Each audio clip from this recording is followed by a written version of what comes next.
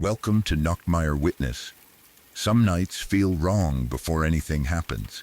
The air feels heavy, the room feels colder, and somewhere in the dark, you get the strange feeling that you are being watched.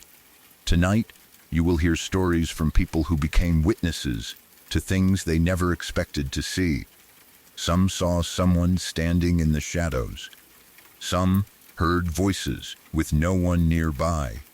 Others found themselves in places that did not feel real at all. Before we begin, leave a comment and tell me where you are listening from tonight. And if you enjoy true scary stories with a slow, dark atmosphere, subscribe to Nachtmeier Witness. Get comfortable. The night has already begun.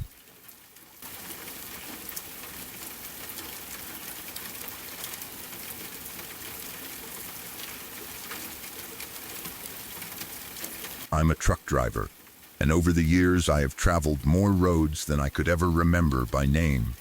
Some were 4-lane highways, some were 6 lanes wide and packed with traffic at almost every hour of the day. But most of the roads I remember best were the 2-lane ones, the quiet stretches that passed through small towns, farmland, forests, and places where there was almost nothing to see for miles. When you spend enough time driving, roads begin to blend together. You may remember the weather, a truck stop, a strange building, or something unusual that happened, but forget the number of the highway itself. That is exactly how I remember this night. It happened in 2014, sometime around 10 o'clock in the evening. I was traveling near a small town in Missouri, southeast of Kansas City. I cannot remember the name of the road.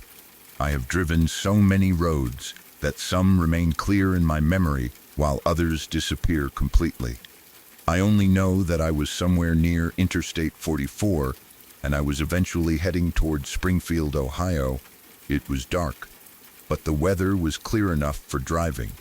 Traffic was light and the small town had mostly gone quiet for the night. I had already spent several hours behind the wheel. The engine produced its familiar steady sound, and the lights of the truck reached out across the road ahead. I came to a traffic light and slowed the rig to a stop. While I waited for the light to change, I looked farther down the road. At first, I thought I saw a sign or a mailbox standing near the shoulder. Then the shape moved. There was a person standing roughly a quarter of a mile ahead. Even at that distance, I could recognize the familiar hand signal. The person was asking for a ride. Picking up hitchhikers is never completely safe. Every trucker has heard stories about people being robbed, attacked, or set up after allowing a stranger inside. But there are also plenty of harmless people who become stranded, miss a bus, or simply do not have another way to travel. I looked at the figure and thought, why not? The light turned green. I eased the truck forward and slowly increased my speed. I did not want to rush past the person or stop so suddenly that I created a problem for anyone behind me. As I got closer, I could see that the hitchhiker was a young woman. She was standing near the edge of the road with a bag. I pulled the truck slightly onto the shoulder and came to a stop close enough for her to approach safely. Once she reached the passenger side, she grabbed her bag and climbed onto the side steps. She looked up toward me through the open window or doorway. "Where are you going?" she asked. I told her my destination. Her face immediately brightened. "Perfect," she said. "I'm actually headed to New York City to make it big." She said it with complete confidence, as if becoming famous in New York was not only possible, but almost guaranteed. I told her to climb inside. She opened the passenger door, pulled herself into the cab, and placed her bag near her. Once she was settled, I pulled away from the shoulder and continued down the road. The young woman began talking almost immediately. She told me about her plans for New York. She wanted fame and fortune. She wanted to make a name for herself in the Big Apple. I do not remember exactly what kind of career she wanted. She may have mentioned acting, singing, modeling, or something connected to entertainment. What I remember clearly is how excited she sounded. She spoke quickly and jumped from one idea to another. She described New York as if it were a magical place where the right person could arrive with almost nothing and become successful overnight. She believed she was meant for something bigger. I listened while keeping my attention on the road. Truck drivers often hear people's life stories. Sometimes a passenger, waitress, mechanic, or stranger at a rest stop will begin talking, and before long you know about their family, dreams, mistakes, and problems. This young woman was no different. She wanted someone to listen, and I did not mind. She appeared to be in her late teens or early 20s. Her clothing stood out to me. She had a sweater tied around her waist. She wore a short-sleeved V-neck shirt and cut-off shorts that ended around the upper part of her thighs. I want to make it clear that I had no bad intentions toward her. I was only noticing what she wore because the clothes seemed unusual for the time. This was 2014, but her outfit reminded me of styles I had seen in the late 1990s or early 2000s. It was not impossible for someone to dress that way, of course. Fashion often repeats itself, and people wear whatever they like. Still, something about the entire outfit looked slightly out of place. I did not mention it. She continued talking about New York, fame, money, and the life she expected to build. After around 30 minutes, I finally reached the interstate and turned east. The truck settled into a steady speed. The small town roads disappeared behind us, and the long highway stretched ahead. She kept speaking for some time. I asked a few questions, but mostly I let her talk. She seemed happy to have an audience. I wondered where she had come from and why she was standing beside the road so late. I may have asked her, but if I did, I do not remember the answer. Maybe she avoided the question. Maybe she gave a simple explanation that did not seem important at the time. The strange parts of a memory sometimes only become noticeable after something else happens. During the drive, nothing about her frightened me. She did not threaten me. She did not act aggressive. She did not ask for money. She simply seemed like a young woman with a bag and a dream that might have been much larger than her understanding of the world. A few hours passed. The road became darker and quieter. We traveled through stretches where there were few lights except for my headlights and the occasional glow from another vehicle. The young woman's talking eventually slowed. She began to sound tired. A couple of hours before I planned to stop, she asked if she could sleep in the bunk behind the seats. My truck had a sleeping area behind the cab, separated by curtains. I told her that was fine. Everything is made up, I said. Go ahead and lie down. Get yourself some sleep. I'll wake you when I stop for the night. She thanked me, picked up her bag, and moved into the back. I heard the curtain shift as she climbed into the bunk. Then the cab became quiet. For the first time since I picked her up, there was no constant conversation. I continued driving east. I was planning to stop at a truck stop just outside St. Louis. By then, I had been driving long enough and needed rest.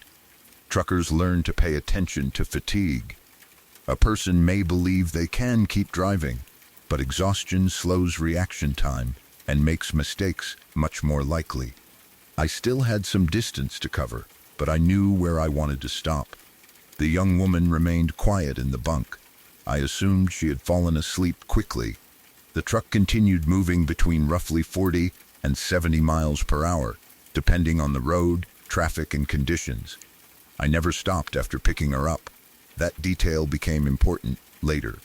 As I approached the truck stop, I began calling toward the back. Hey, I'm getting ready to stop for the night. There was no answer. I raised my voice. We're almost at the truck stop. Still nothing. I called a third time. The sleeper area remained silent. I was not worried yet. She had been talking for hours and may have been completely exhausted. Some people sleep deeply, especially after traveling or spending a long time outdoors. I decided I would wake her once the truck was parked. My plan was to pull in, fuel the truck, and then find a place to sleep. She could go inside the main building, use the restroom, get food, or try to find another ride toward New York. I entered the truck stop and followed the lanes toward the fuel area. There were other trucks parked around the property. Bright lights covered the fuel pumps and part of the lot. After hours of dark highway, the truck stop seemed almost painfully bright. I pulled into position, set the brakes, and unbuckled my seatbelt. The air brakes released with their usual sound. The engine idled beneath me. I turned and called toward the bunk again. "Hey, we're here." Nothing. I climbed out of the driver's seat and moved toward the curtains. I expected to find her sleeping under the blanket. Maybe I would need to gently shake her shoulder or call her name.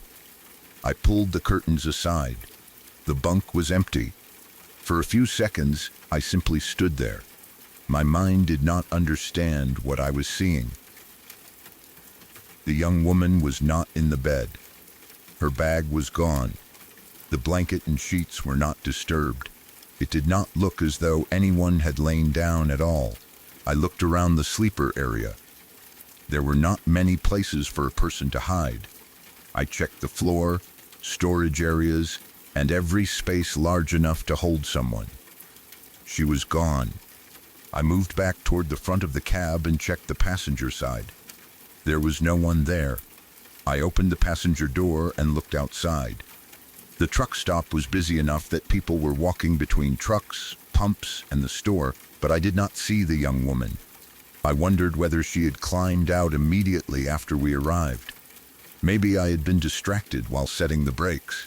Maybe she had quietly opened the passenger door and left before I turned around. But I should have heard the door. I should have seen movement beside me, and she would have had to move from the bunk past the front seats. There was no way she could have done that without me noticing. Then I remembered the side door in the sleeper area. Some truck bunks have an exterior access door. Maybe she had used it. Perhaps she woke earlier, became frightened or impatient, and climbed out when the truck slowed. But the truck had not stopped before the truck stop. She could not have safely jumped from a moving vehicle traveling at highway speed. I grabbed the bunk side door and pulled on it. It did not open. The door was still shut. More importantly, it was still locked. I checked the lock again. There was no mistake. The door had not been opened. I stood in the sleeper area, trying to think. There had to be an explanation. People do not simply disappear from moving trucks. I checked behind the curtains again. The bunk remained empty. The bed looked untouched. That detail disturbed me almost as much as her disappearance. I clearly remembered her moving into the sleeper area. I heard the curtain. I watched her take the bag. She had asked permission to sleep there. If she had lain down for even a few minutes, the bedding should have shown some sign of it. There should have been a dent in the pillow, a wrinkle in the sheet, or a blanket pulled out of place. There was nothing. It looked exactly as it had before she entered. I began questioning my own memory. Had she really gone into the back? Of course she had. We had spoken for hours. I remembered her clothes, her voice, and her plans for New York. She had been sitting only a few feet from me. Maybe she had moved back into the passenger seat while I was focused on driving and then slipped out at the truck stop. But the passenger seat was empty, and I would have seen her return from behind the curtain. A person cannot move through a truck cab invisibly. I climbed out and walked around the rig.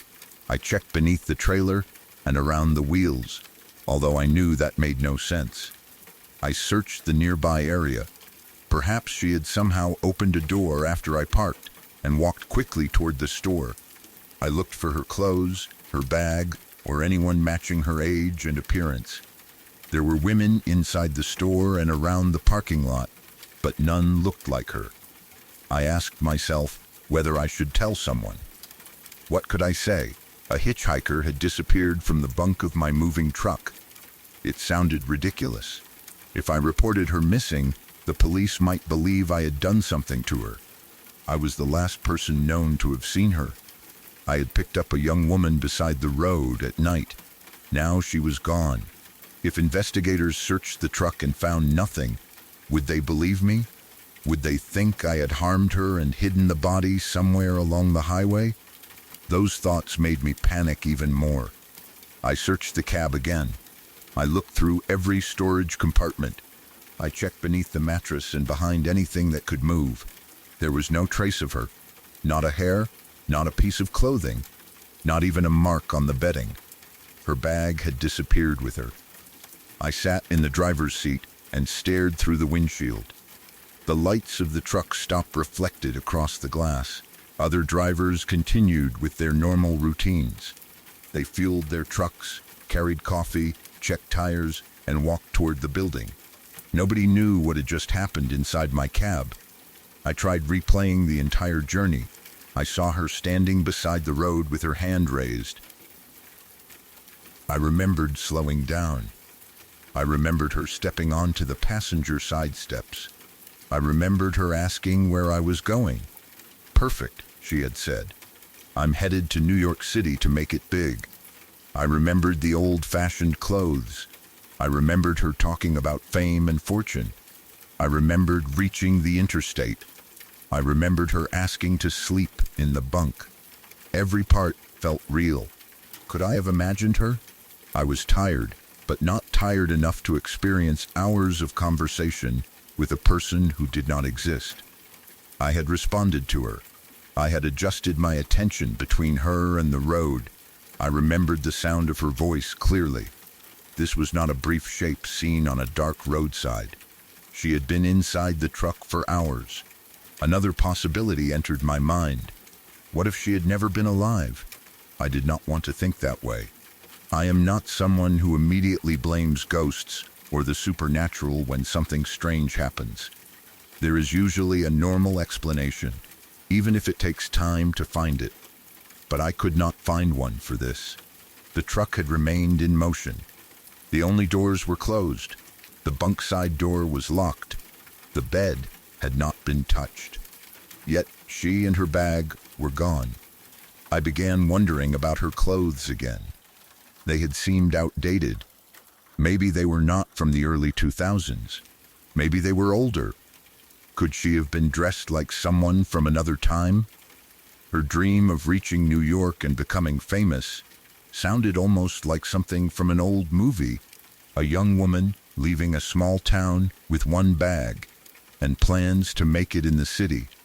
Had she been walking that road for years? The idea made the cab feel colder. I looked toward the passenger seat. For one terrible second, I expected to see her sitting there again. It was empty. I closed the curtains to the bunk, then opened them again. Nothing changed. I do not know how long I remained awake that night. I was supposed to sleep at the truck stop, but sleep became impossible. Every time I closed my eyes, I imagined the young woman standing beside the road. I wondered whether she had been killed somewhere nearby years before. Maybe she had accepted a ride from someone else and never reached New York. Maybe the place where I found her was connected to her death. Those were only guesses. I had no name, no hometown, and no information I could use to search for her. I did not even know whether the story she told me was true.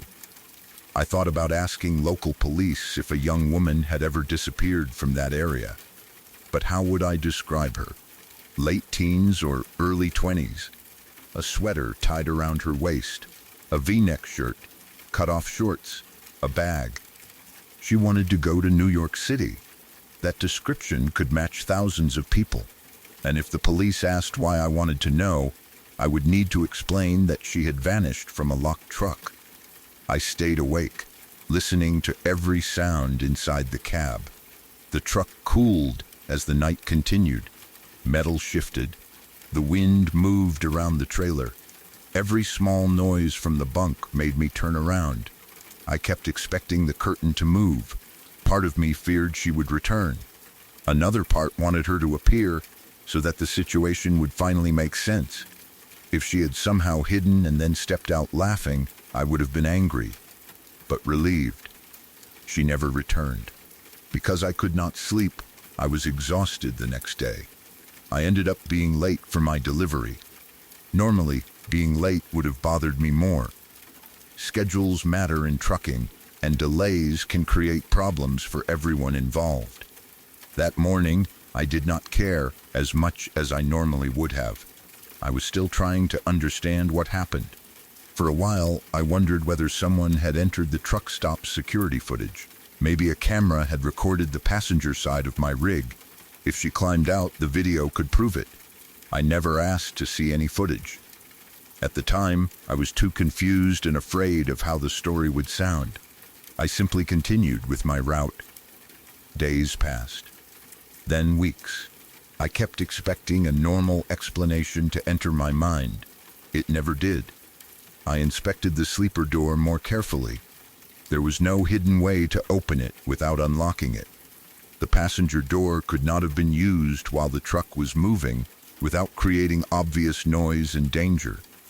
She could not have crawled into another part of the truck or trailer.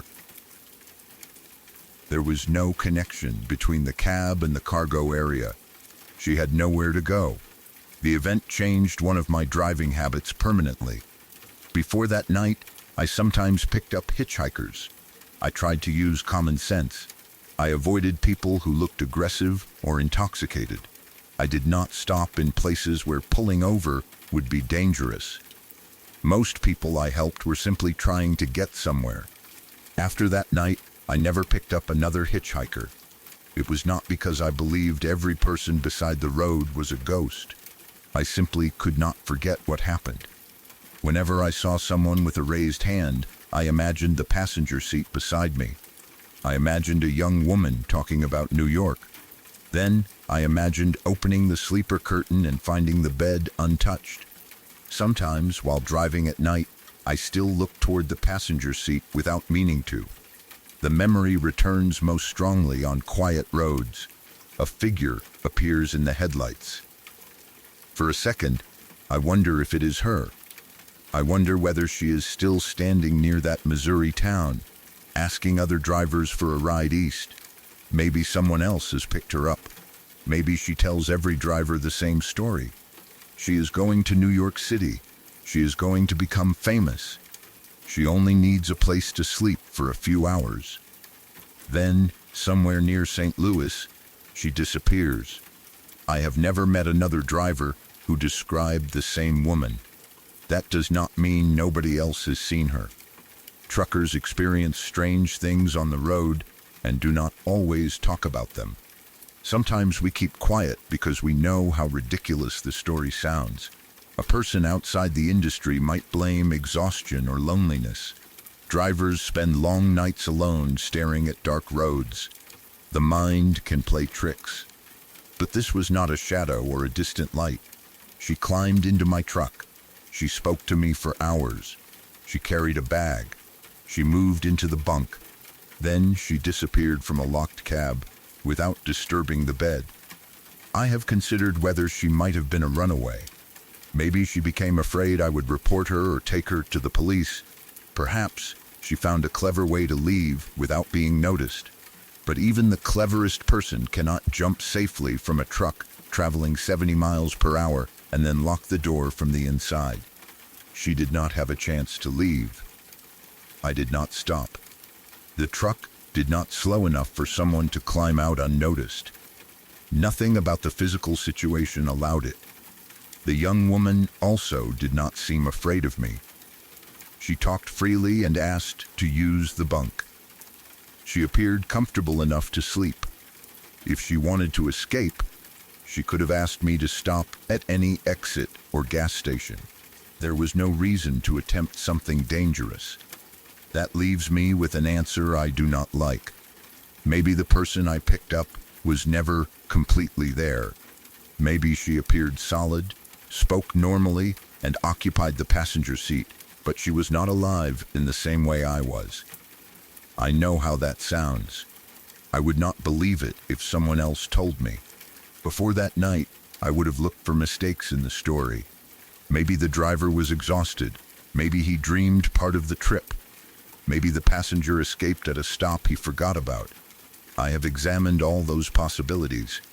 They do not fit. I know I did not stop between picking her up and reaching the truck stop. I know the sleeper door was locked. I know the bed was untouched. Those facts remain. I sometimes wish I had asked more questions. What was her name? Where exactly had she started her journey? Why was she standing alone beside a small town road at 10 o'clock at night? Did she have family? Had she ever been to New York before? What year did she believe it was? At the time, none of those questions seemed urgent. She was only a talkative young hitchhiker with a big dream. By the time I understood how important the answers might have been, she was gone. 17 years on the road teaches you that not every mystery is solved. Sometimes you see something you cannot explain and continue driving because the load still has to be delivered.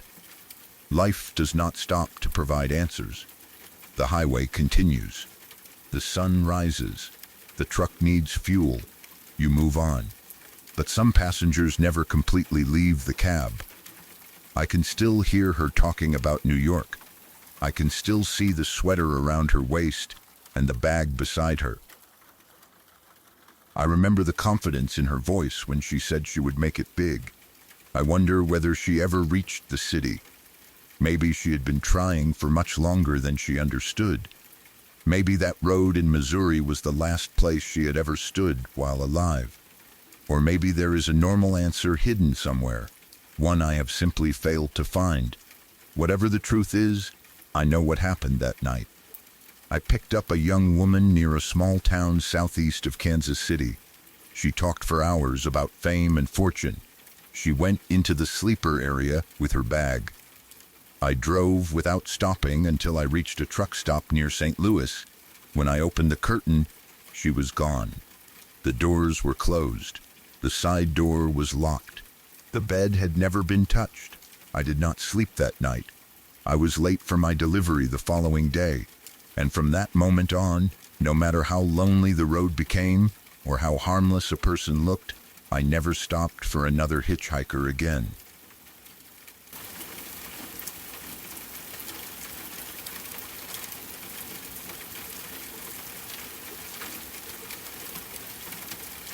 This happened about a month ago, and even though nothing directly happened to me or my family, the sound of those gunshots has stayed in my mind. I live in a semi-rural area where serious violence is not common. It is not completely isolated, but it is much quieter than a city. There are houses and apartment buildings nearby, along with parking lots, fields, and long sections of road where there is not much traffic at night. Most of the sounds around the neighborhood are easy to recognize. You hear cars starting, dogs barking, people closing doors, and sometimes someone working outside. Around holidays, there may be fireworks, but even those are usually expected. You hear them around New Year's Eve, Christmas, or the 4th of July. Random gunfire is not normal. That was why the sound frightened me so much. It was an ordinary evening. I was alone in the living room, sitting on the couch and watching Markiplier play Alien Isolation. The game itself already had a tense atmosphere. Alien Isolation is designed to keep you nervous.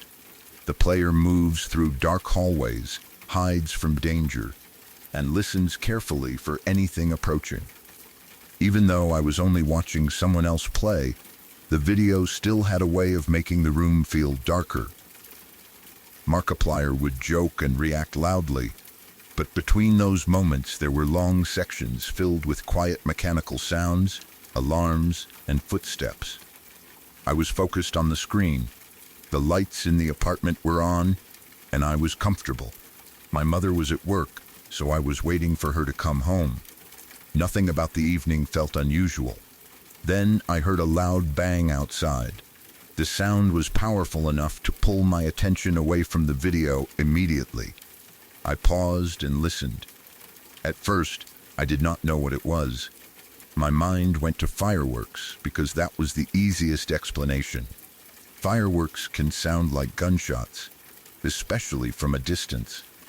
They create a sudden explosion, followed by echoes that move through the neighborhood. But it was already a month after Christmas. There was no holiday, celebration, or event that would explain someone setting off fireworks. People sometimes fire them randomly, of course, but it felt unlikely. I remained sitting and waited to see if there would be another sound. For a few seconds, everything was quiet. The video continued playing in front of me, but I was no longer paying attention to it. The sounds from the game seemed less important now that something had happened outside. Then I heard another bang. This one was followed by two more. 3 loud cracks came from somewhere nearby. They were separated enough for me to hear each one clearly. Bang, bang, bang. That was when I understood. They were gunshots. The realization did not come slowly. It entered my mind all at once, and my body reacted before I could properly think about what to do. The bangs were too sharp and too close together to feel like normal fireworks. Someone nearby was firing a gun. I quickly turned off the television or stopped the video. The apartment became much quieter, and that made the situation feel more serious. I listened for shouting, car engines, or more gunfire. I heard nothing immediately. That did not make me feel safer. If I had heard people laughing and setting off fireworks, I might have relaxed. Instead, there was only silence after the shots. I did not know where the person with the gun was. They could have been across the street, near the parking lot, or walking between the buildings. They might have been shooting at someone, firing into the air, or aiming randomly. The fact that I had no information made everything worse. I began switching off the lights in the apartment. I moved quickly from the living room to the other rooms, making the inside as dark as possible.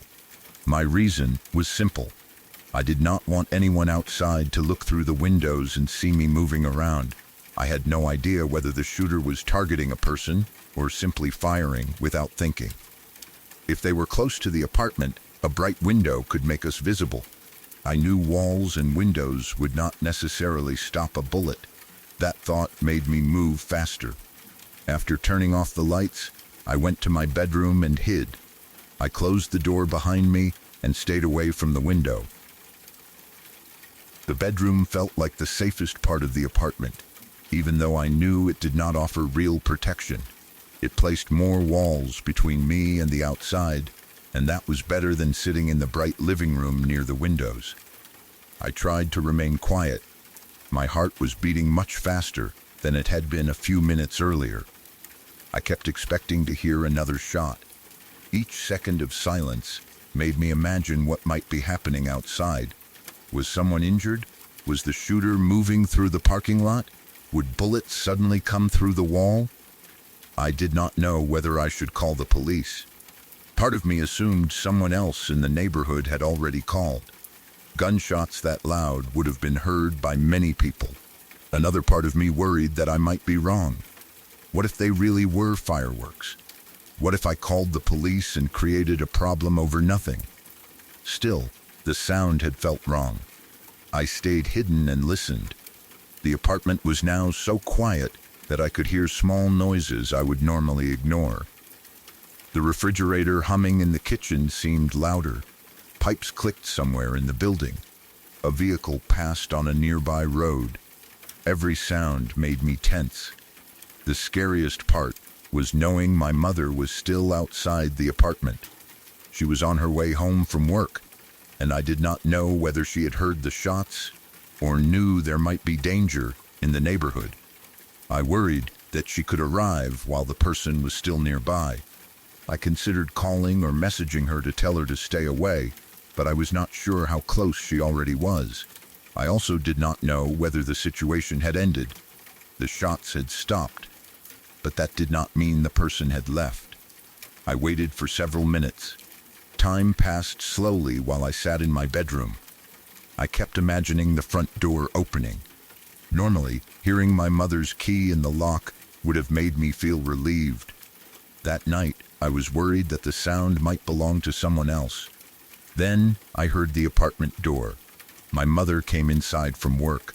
I left the bedroom or called out to her. She immediately understood that something was wrong. I told her I had heard gunshots. Instead of ignoring me or assuming I had mistaken fireworks for something else, she moved carefully toward the windows. She began peeking through the blinds.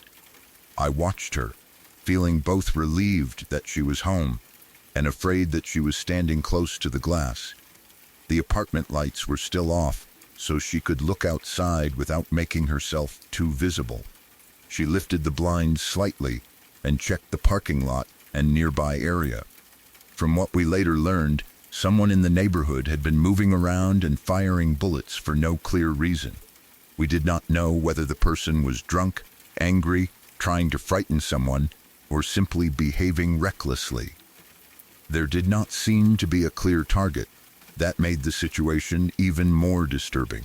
A person firing at a specific individual is dangerous, but at least there is a reason for the direction of the shots.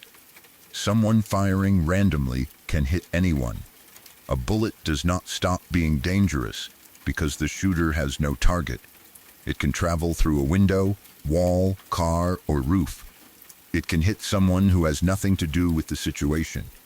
My mother continued looking outside, but we did not see the shooter. The neighborhood looked mostly normal. Cars were still parked where they usually were.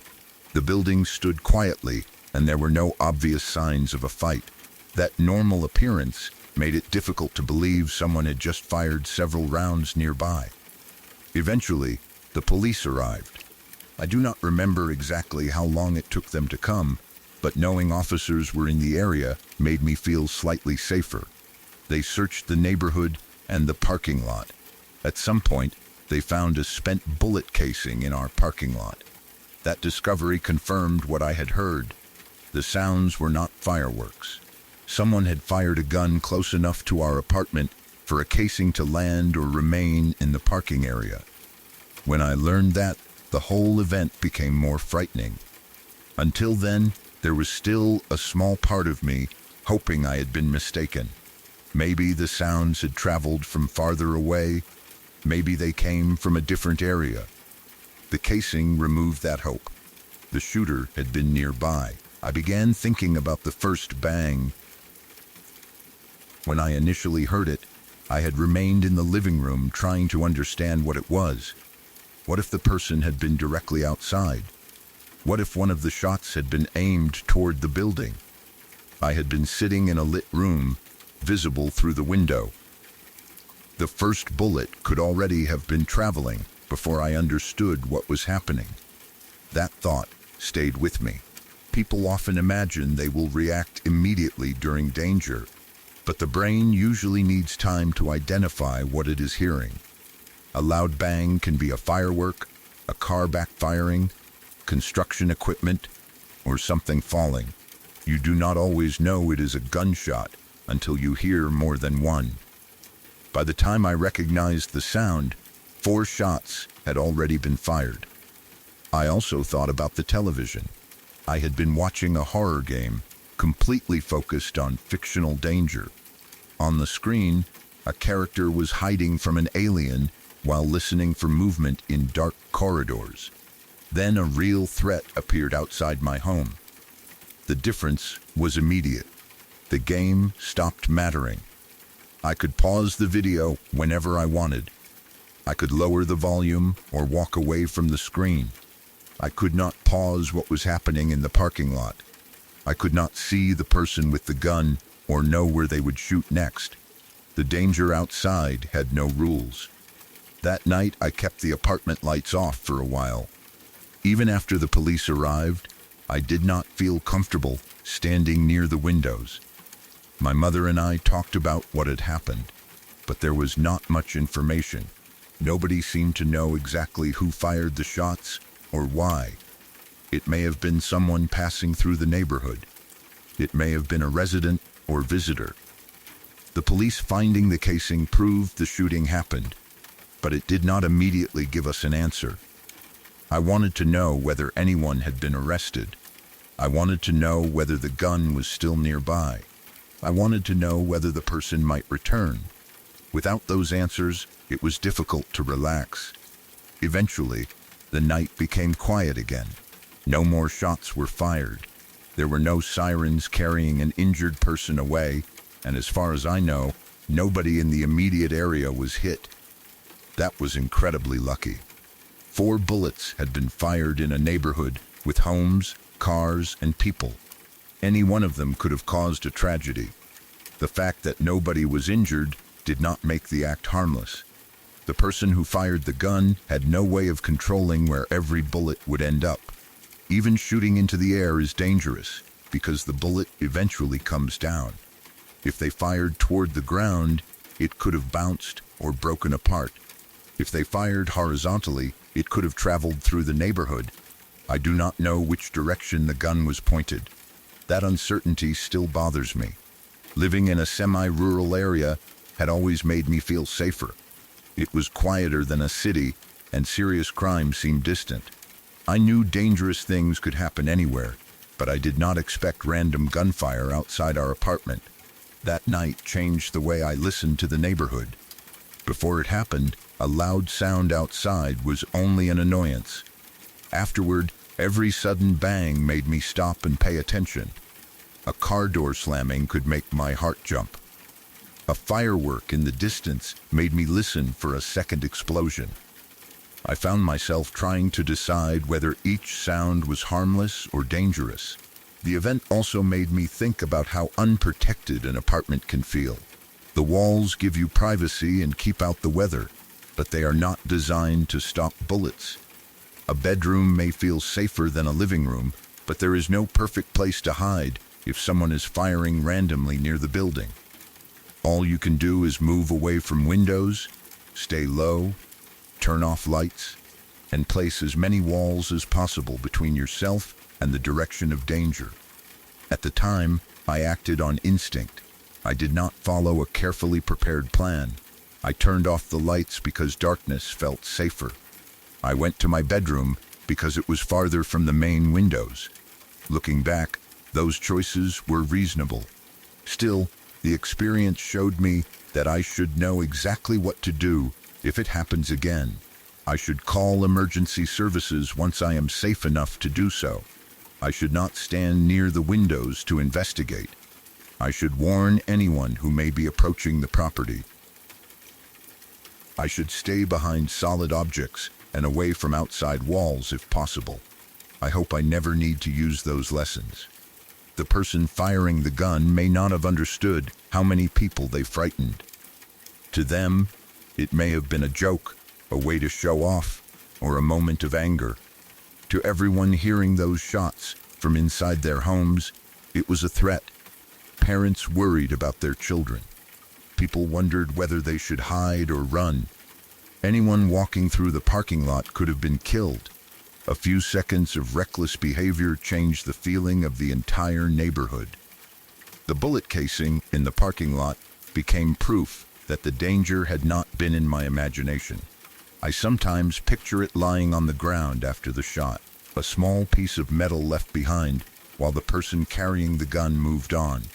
The casing itself was harmless by then, but it represented the bullet that had traveled somewhere else. Where did that bullet go? Did it enter the ground? Did it strike a tree, wall, or vehicle? Did someone find a hole later and never understand where it came from? I never learned. That is one of the most uncomfortable things about gunfire. The sound ends quickly, but the bullet continues moving. When I remember the event, I first hear the single loud bang, then the 3 that followed. The first sound created confusion. The others created certainty. I remember turning off the lights quickly, moving through the dark apartment, and hiding in the bedroom. I remember waiting for my mother. I remember the front door opening and feeling relieved when I realized it was her. Then I remember her lifting the blinds carefully and looking out into the parking lot. The whole experience lasted only a short time, but the fear, made it feel longer. There was no dramatic confrontation. We did not see the shooter. No bullet entered our apartment. The police did not chase someone past our window. From the outside, it may not seem like a major story. Someone fired a gun in the neighborhood, and nobody was hurt. But sitting alone inside the apartment, without knowing where the shooter was, felt terrifying. The danger was invisible. It could have been 10 feet away or several buildings away. I could not judge whether I was safe. That uncertainty is what I remember most. Later, when I thought about watching Alien, Isolation, I found the situation almost strange enough to laugh at. I had been watching Markiplier react to a fictional creature while I sat safely in my living room. Then, 4 real gunshots made me turn off every light and hide. The horror game had created tension for entertainment. The sounds outside created real fear because I could not close the game or remove my headphones to make them disappear. I still watch videos and play games. The incident did not stop me from enjoying them. But now, when I hear something outside while wearing headphones, I pause and listen. I do not immediately assume it is part of the video. For several days after the shooting, I checked the parking lot more carefully. I looked at the people walking between the buildings and wondered whether one of them knew what happened. The person responsible could have lived nearby. They could have returned to the same area the next day and behaved as if nothing happened. That possibility made the neighborhood feel unfamiliar. I had always thought of it as a quiet place. After the gunshots, I understood that quiet does not always mean safe. Danger can appear once, without warning, and then disappear before anyone identifies it. I do not know whether the police ever found the person. I do not know what reason they had for firing. Maybe they were shooting at someone who escaped. Maybe they fired into the air. Maybe they were drunk or under the influence of drugs. Maybe they wanted to frighten the neighborhood. Whatever the reason, it was irresponsible and dangerous. They placed every nearby person at risk. I am grateful my mother was not in the parking lot when the shots were fired.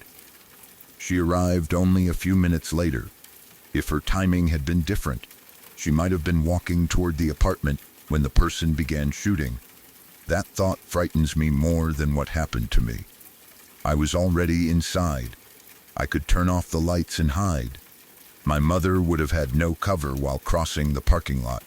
She might not have understood where the shots were coming from. A few minutes changed everything. I am also grateful no children were playing outside. In a semi-rural neighborhood, people sometimes allow children more freedom because the area feels quiet. A child could easily have been riding a bicycle or walking between homes. Anyone could have been hit. The event ended without injury, but it did not feel harmless. It felt like a warning. You can be sitting inside your home, doing something ordinary, and danger can suddenly appear only a few yards away. You may not see it coming. You may not know why it is happening. You only hear the sound and realize how quickly your sense of safety can disappear. That night began with me watching a video game. It ended with police searching our parking lot and finding a bullet casing. I still do not know who fired the shots or what they were trying to do. All I know is that I heard 4 loud bangs, turned off every light in the apartment, and hid in my bedroom while waiting for my mother to come home. Nobody was hurt. But for those few minutes, I had no way of knowing whether the next bullet would come through our wall.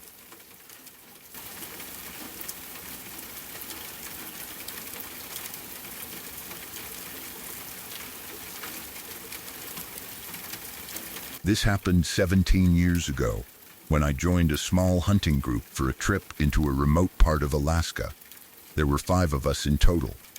We had all spent time outdoors before, and none of us were completely new to hunting, camping, or rough weather. We knew Alaska could be dangerous.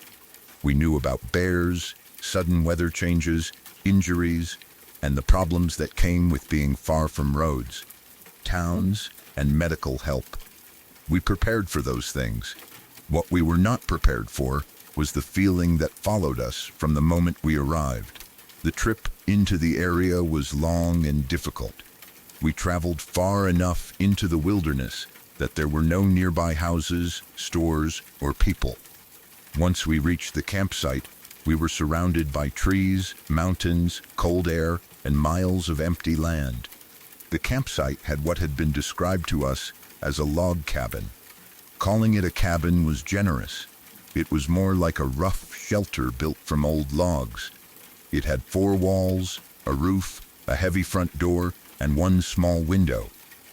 It was not comfortable, but it was enough to protect us from the weather and give us a secure place to store our equipment. In Alaska, that mattered. A simple shelter could be the difference between a difficult night and a dangerous one. We did not expect beds, electricity, or running water. We only wanted a place where we could get out of the wind, keep our gear dry, and sleep without being fully exposed. The cabin looked as if it had been there for many years.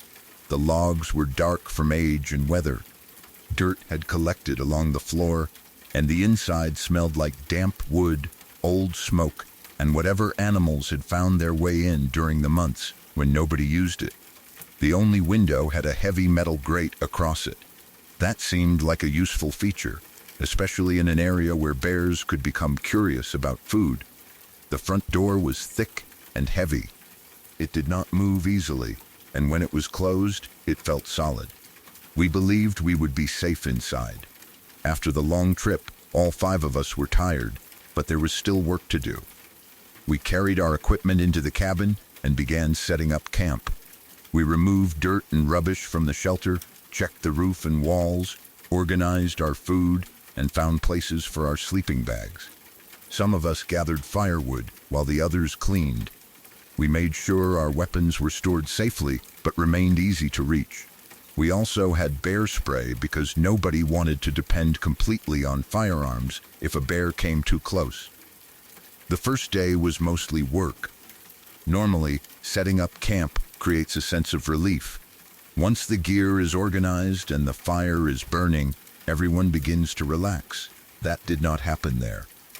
From the beginning, something about the area felt wrong. None of us could clearly explain it. There was no strange smell, no fresh blood, and no obvious sign that someone had recently been using the cabin. We did not find tracks from a large predator directly outside, and we did not see anyone watching us from the trees. Still, the uneasiness remained. It felt as if we were not alone. The wilderness is never truly silent. Even in remote areas, there are birds, insects, animals, branches moving in the wind, and water somewhere in the distance. But there were moments around that cabin when the land seemed too quiet. We would stop working and look toward the trees without knowing why. The forest appeared normal, but I kept feeling that something was just beyond the point where I could see. At first, nobody said much about it. Hunters do not always want to admit they are frightened, especially when they are with a group. We joked, continued setting up, and blamed the long journey. Maybe we were tired. Maybe the unfamiliar land was making us nervous. Maybe the old cabin simply looked creepy. But when the fire was going and all 5 of us were inside, the discomfort did not disappear.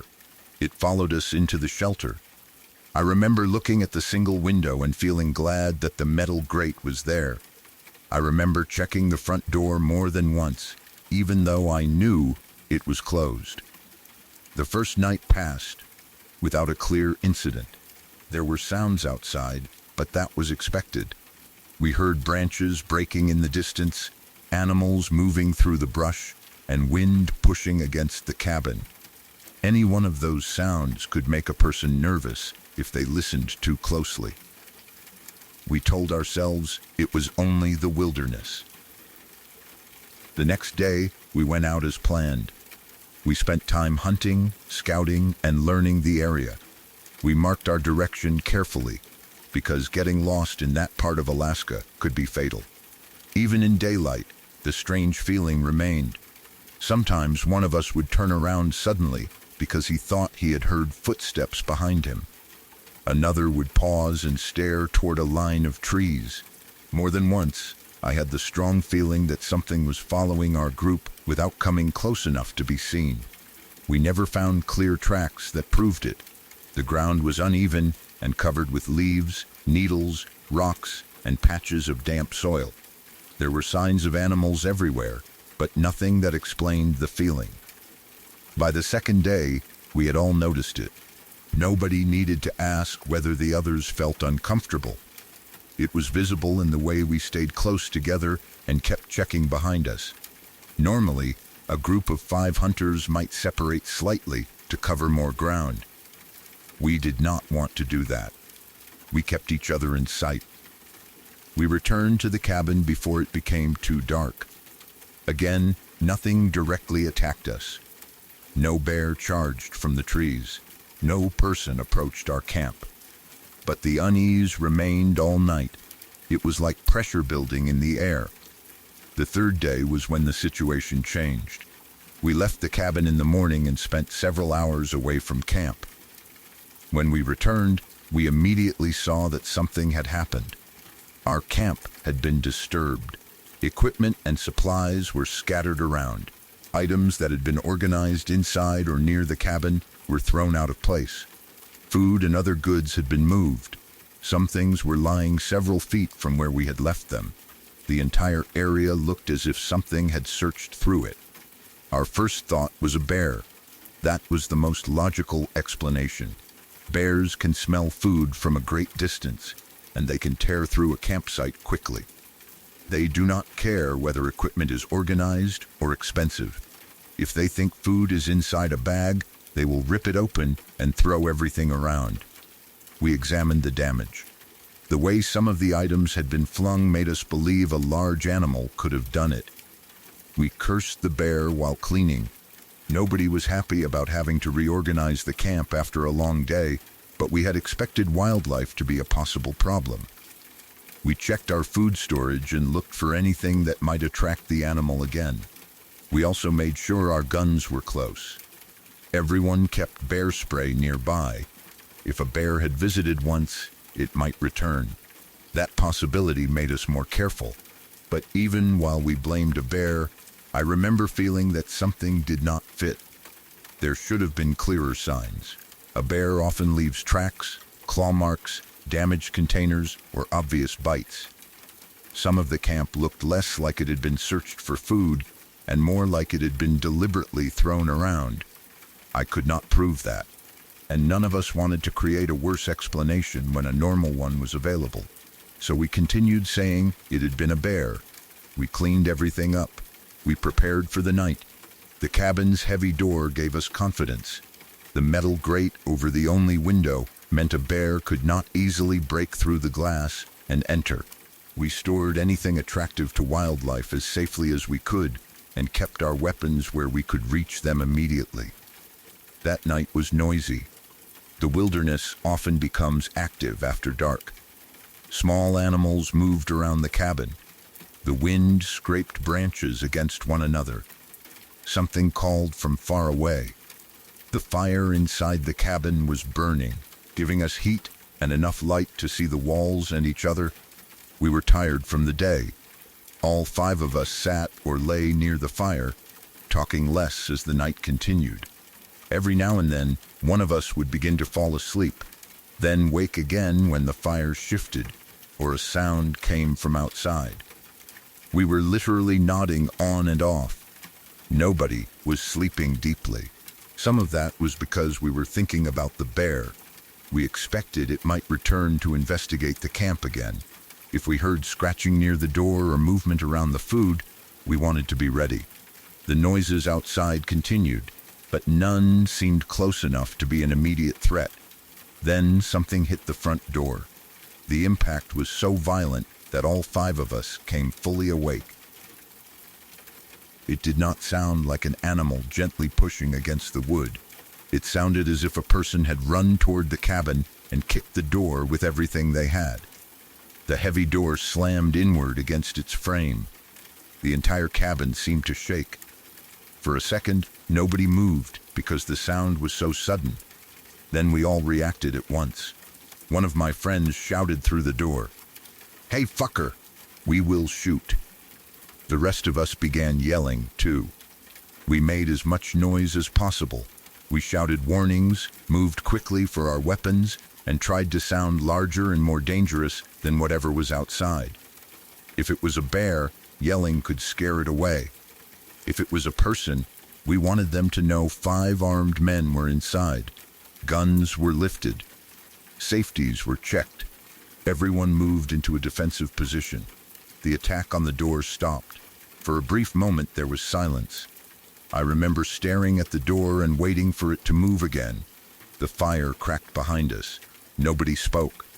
Then we heard the sound. It came from outside the cabin. At first, it sounded like heavy breathing. Ha, ha, ha, ha.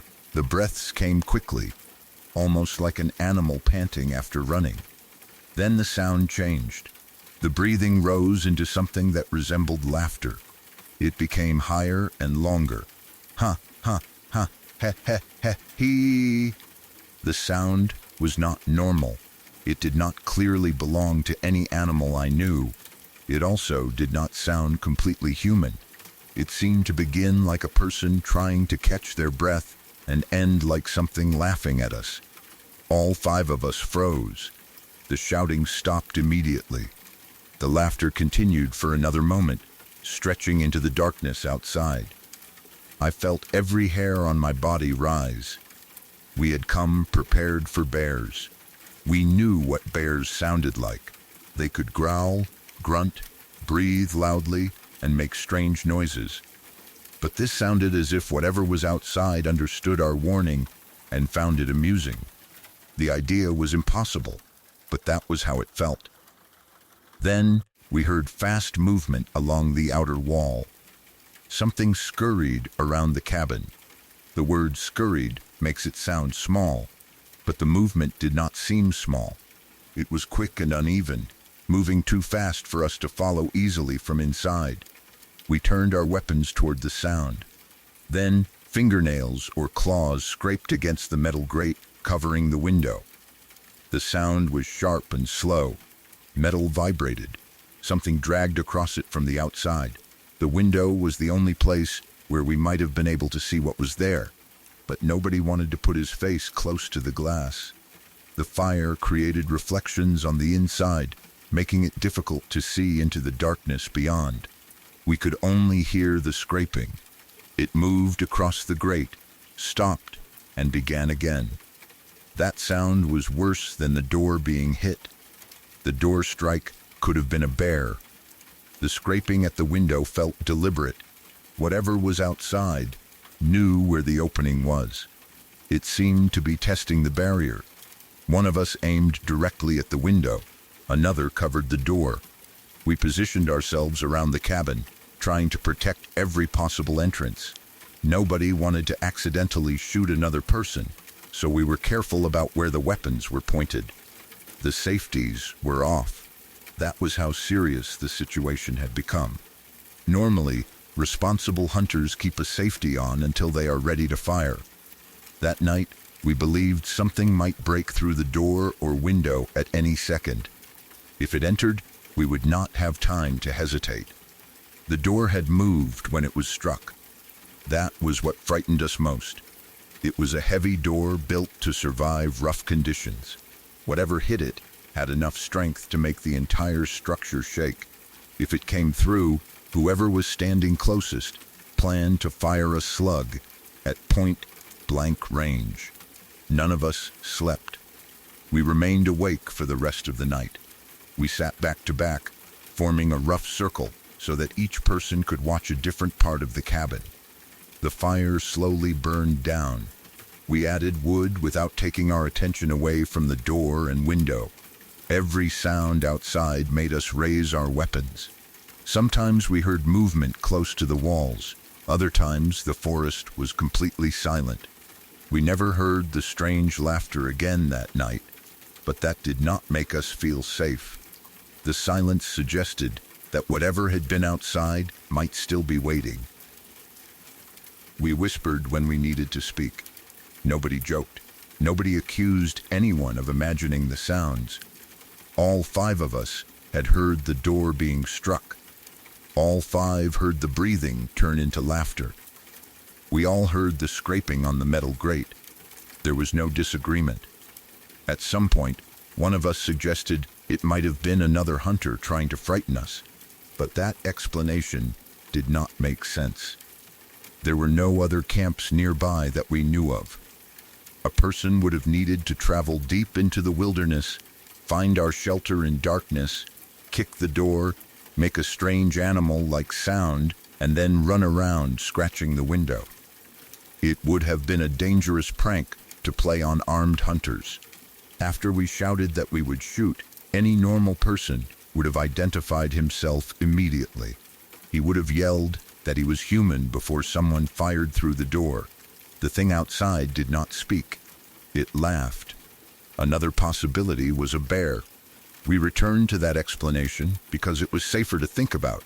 A bear could have disturbed the camp.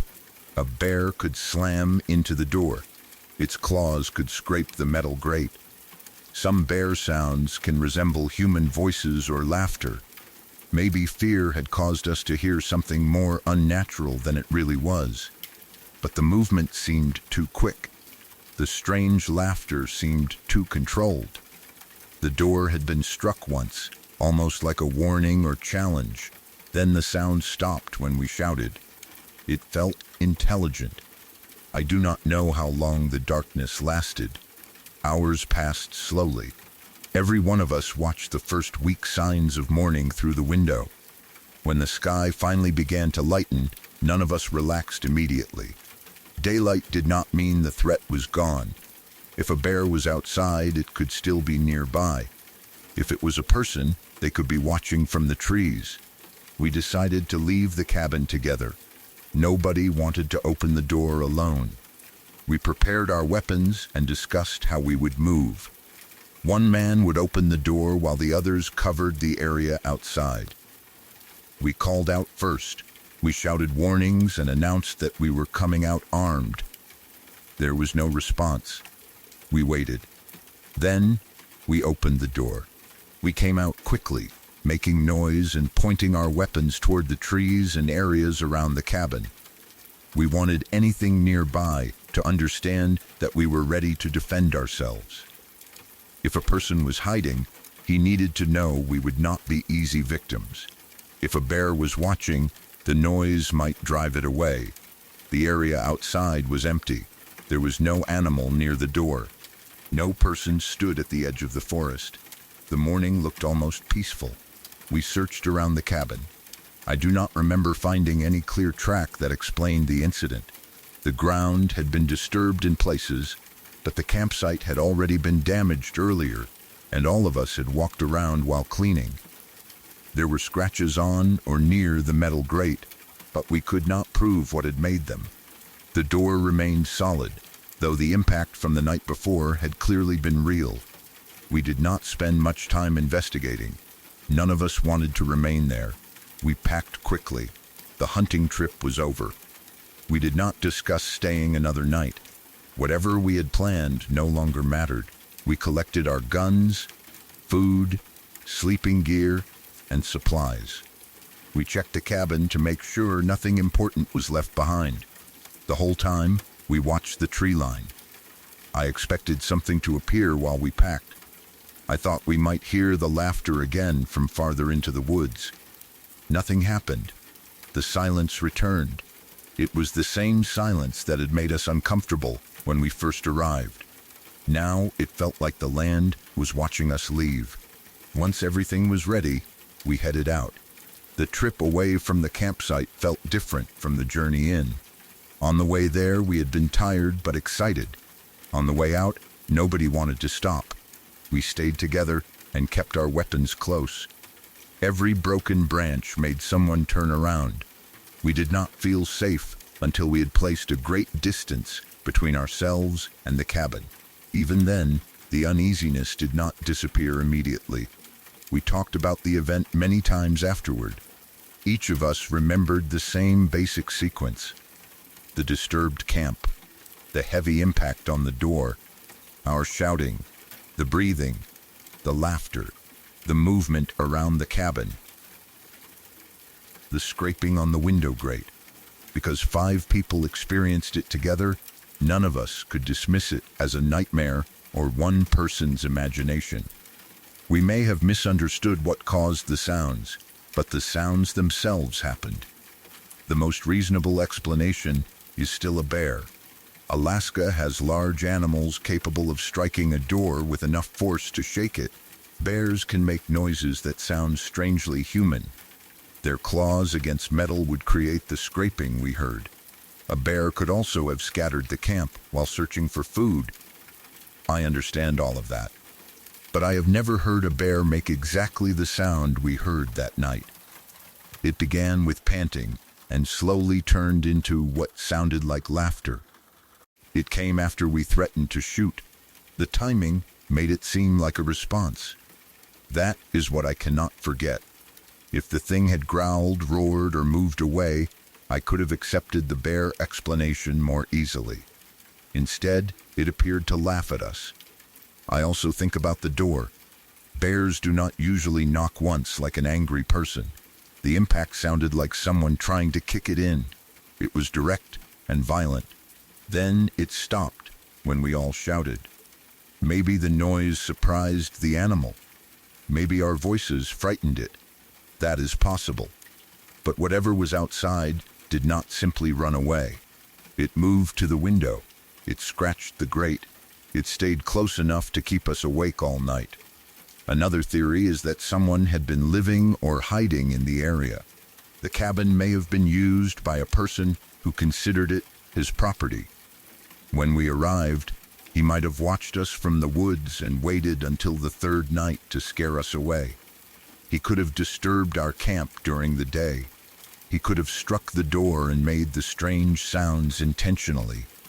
People can be more dangerous than animals, especially in isolated places. But if a person had been there, they took an enormous risk. 5 hunters with guns were inside. We clearly warned that we would shoot. A prankster or angry local would have understood that one of us might fire through the door. The laughter and scratching could have resulted in his death. That makes the human explanation difficult too. Sometimes people ask whether we saw anything. We did not. That is important. I cannot claim it was a monster, a spirit, or some unknown creature, because none of us saw what was outside. We only heard it and saw the effect it had on the door and window. The darkness kept it hidden. That uncertainty is part of what made the experience so frightening. If we had seen a bear, the fear would have become understandable.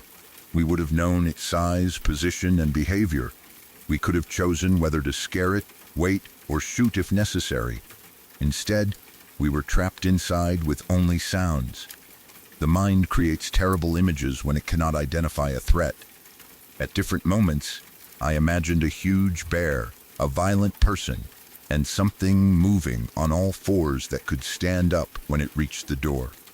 I did not say those thoughts aloud. I do not know what the others imagined. We only concentrated on keeping our weapons ready. That night changed the way I felt about remote shelters. Before then, a cabin in the wilderness represented safety. Walls protected you from weather and animals. A locked door gave you control. After Alaska, I understood that a shelter could also become a trap. We had only one door and one small window. If something came through the entrance, there was nowhere else to escape. If the cabin caught fire while we were defending it, the metal grate could have blocked the window. We were protected, but we were also contained. Sitting back to back with loaded guns made that clear. The 5 of us were experienced enough to know that firing inside a small cabin would be dangerous. The noise, smoke, and confusion could lead to someone being injured. Still, we were prepared to do it. That shows how frightened we had become. Whatever was outside had enough strength to move the door. If it entered, we believed our lives would be in immediate danger. I never returned to that part of Alaska. I have no interest in seeing whether the cabin is still standing. Maybe another hunting group used it later and had a completely normal trip. Maybe they found bear tracks and solved the mystery. Maybe the thing that visited us never returned. I do not need to know badly enough to go back. People sometimes laugh when I describe the sound. They try to copy it, turning the panting into a silly voice. It is difficult to explain how disturbing it was in the moment. The cabin was dark, except for the fire. We had just been woken by something trying to break through the door. 5 armed men were yelling threats. Then the night answered with that sound. Ha ha ha ha, heh heh hee. It felt less like laughter from a human and more like something that had heard people laugh and was trying to imitate them. Maybe that impression came from fear. Maybe it really was only an animal call distorted by the walls and metal grate. But every one of us stopped moving when we heard it. No one mistook it for an ordinary bear sound at the time. 17 years have passed, and I can still remember the exact feeling inside that cabin. The firelight, the weapons in our hands, the heavy door between us and the darkness, the knowledge that something was moving around the walls. I remember waiting for the next impact.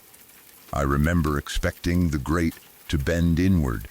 I remember watching the morning slowly arrive and feeling as though we had survived something we could not name. We went to Alaska to hunt. For 3 days, it felt as though something else was watching us instead. On the 3rd night, it finally came to the cabin. We never saw it. We did not need to. The sound of it laughing outside the door was enough to make all 5 of us pack up and leave.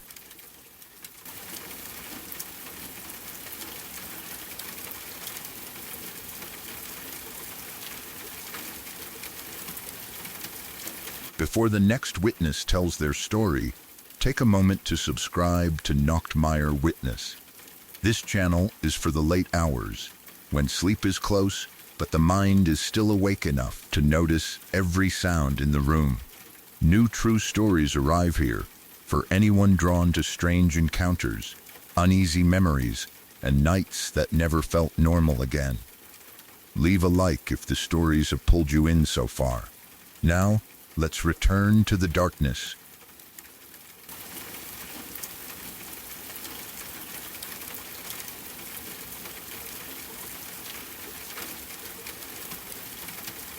This happened not long after the quarantine restrictions had started to ease.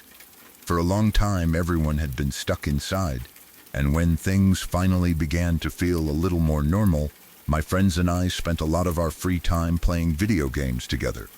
My mother was in the United States at the time. She was a resident there, so she sometimes traveled between countries. That meant my sister and I were home without her that night. I was used to being awake late. My friends and I would get online, join a voice call, and play for hours without noticing how much time had passed. On this particular night, we were playing Albion online. Nothing seemed unusual at first. I was inside my bedroom with the door closed. My computer was on, my headset was probably loud enough to block out most of the normal sounds in the house, and I was focused on the game. My sister was in her own room. We liked playing jokes on each other. Sometimes she would knock on my door and then walk away before I could open it. I did similar things to her. It was normal sibling behavior, so when I first heard a knock on my bedroom door, I did not feel frightened. I took off one side of my headset or turned toward the door. "What happened?" I asked. There was no answer. I waited for a few seconds. The hallway remained quiet. I assumed my sister was messing with me. She probably expected me to get up, open the door, and find nobody there. I did not want to give her the reaction she wanted, so I turned back toward my computer and continued playing. A short time later, the knocking started again. This time, it was louder. It was not a light tap from someone trying to get my attention. Whoever was outside hit the door hard enough to make it shake slightly in the frame. I became irritated. I was busy with the game, and I did not want my sister interrupting me over a joke. I shouted toward the door, "Stop messing around with my door." I used stronger language than that because I was annoyed, but the meaning was clear. The knocking stopped. I expected to hear my sister laughing or running away down the hallway. I heard nothing. For a moment, I wondered whether she actually needed something. Maybe she had knocked because she wanted to ask a question, but had changed her mind after I shouted. I considered getting up to check, but I was in the middle of playing with my friends. I decided it could wait. Then the knocking came again. This time, it was followed by something worse. The door handle began to move. I heard the metal rattle as someone pushed it down and pulled it back up. It sounded like a person was trying to open the door from the hallway. The handle shook harder. My bedroom door may have been locked, or it may have simply been difficult to open. Either way, the person outside was clearly testing it. That caught my attention. My sister sometimes played jokes, but she did not usually stand outside, violently shaking my door handle. I looked toward the entrance and waited. The handle moved again. Someone was definitely on the other side. I called my sister's name. There was no answer. I called again, louder this time. Still nothing. For some reason, I did not immediately become afraid. I was so used to her jokes that I remained convinced it was probably her. I was also distracted by the game. My friends were talking through my headset, and I did not want to leave them in the middle of whatever we were doing. I told myself she was trying to make the joke more convincing by refusing to answer. The handle stopped moving. The hallway became silent again. I returned to the game. A few minutes passed. Then I received a message from my sister. "What's with the knocking?" she wrote. I looked at the message, but did not immediately understand what she meant. I was still focused on Albion Online, so I replied a few minutes later. "What do you mean? I'm playing. Why would I knock on your door?" I sent the message and continued staring at the screen. Then the meaning of her question reached me. She thought I had knocked on her door. Only a few minutes earlier, someone had knocked on mine. I stopped paying attention to the game. For the first time, I began to feel uneasy. If my sister had been outside my room, why was she asking about knocking at her own door? Maybe she was continuing the joke through messages. That was possible. She could have knocked on my door, returned to her room, and then pretended she had heard something too. It would be exactly the kind of thing she might do to make me nervous. I removed my headset and stood up. The house was quiet. I walked toward my bedroom door and listened before opening it. There was no movement outside. I slowly opened the door and stepped into the hallway. My sister's bedroom was nearby. I crossed the hall and knocked. There was a delay before she responded. When she finally opened the door, she looked like she had genuinely been asleep. Her hair was messy and flattened in different directions. Her eyes were swollen and tired, and she had the confused expression of someone who had just been woken up. She did not look like someone who had been standing outside my room playing a joke. The moment I saw her face, I froze. A cold feeling moved down my spine. I sometimes get a warning feeling when something seems wrong. It is difficult to describe. It is not always based on logic. My body simply reacts before my mind fully understands the danger. This was one of those moments. I asked her whether she had knocked on my door. She looked confused. She told me she had been asleep for almost an hour. She had only woken because she heard knocking near her own room. That meant she could not have been standing outside my door only a few minutes earlier. I started explaining what had happened. I told her someone had knocked several times. I said the knocking had become harder. Then I told her that the person had shaken my door handle as if they were trying to enter. My sister began responding, but I stopped listening. Something behind me caught my attention. My bedroom door was still open. I looked at the handle. Even from a short distance, it seemed slightly different. I turned around and walked back toward it. Before that night, the door handle had been firm. It was not easy to move. I had to place my whole hand around it and use some force to push it down. Now it looked loose. I touched it carefully with my fingertips. The handle moved. It dropped down and lifted back up with almost no resistance. It felt as though it was dangling from the door. I moved it again. There was a soft metal sound from inside the lock. Someone had shaken it hard enough to loosen the mechanism. That was when I knew I had not imagined the sound. The knocking had been real. The handle had really moved. Something had been standing outside my room and trying to open the door. My sister came closer and looked at it too. Neither of us knew what to say. We were the only people who were supposed to be inside the house. My mother was in the United States. There should not have been anyone else in the hallway. We checked the doors and windows. Nothing appeared open. There was no obvious sign that someone had entered the house. We did not hear footsteps, a door closing, or someone hiding in another room. The house was not large enough for a stranger to move around without making any sound, but the idea still entered my mind. What if someone had broken in? What if they had been standing outside my bedroom and moved away when I called my sister? What if they were still somewhere in the house?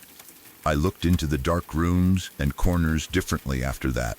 Every doorway seemed like a hiding place. Every small noise from the building made me stop and listen. My sister and I searched as much as we felt brave enough to search. We did not find anyone. There were no open cupboards, broken locks, or missing objects. Eventually, she returned to her room. I went back to mine.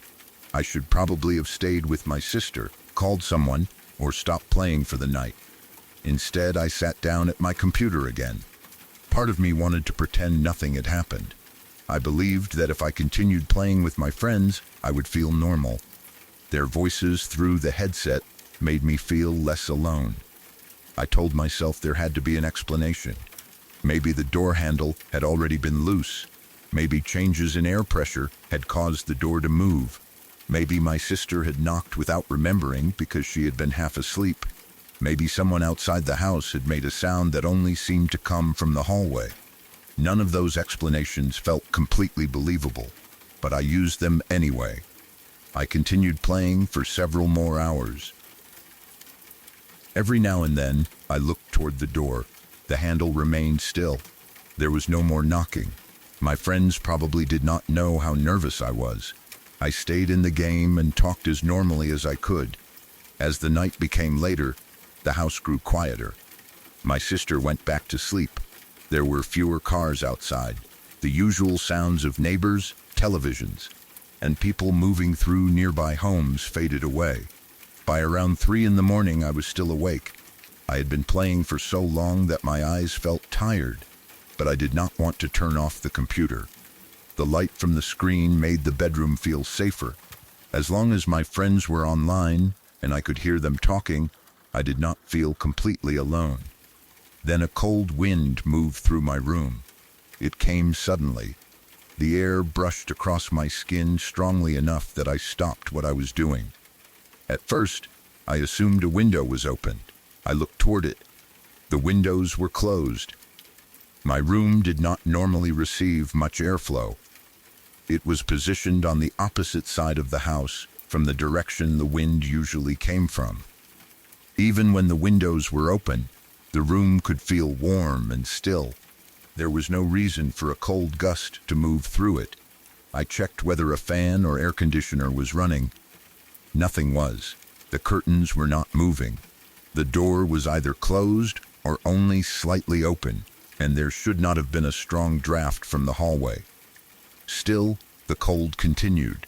It did not feel like a normal change in temperature. It felt as though freezing air had entered the room all at once. I stopped playing. The same warning feeling returned. My skin tightened with goosebumps. A chill moved down my back, then through my arms and legs. I turned on the main light.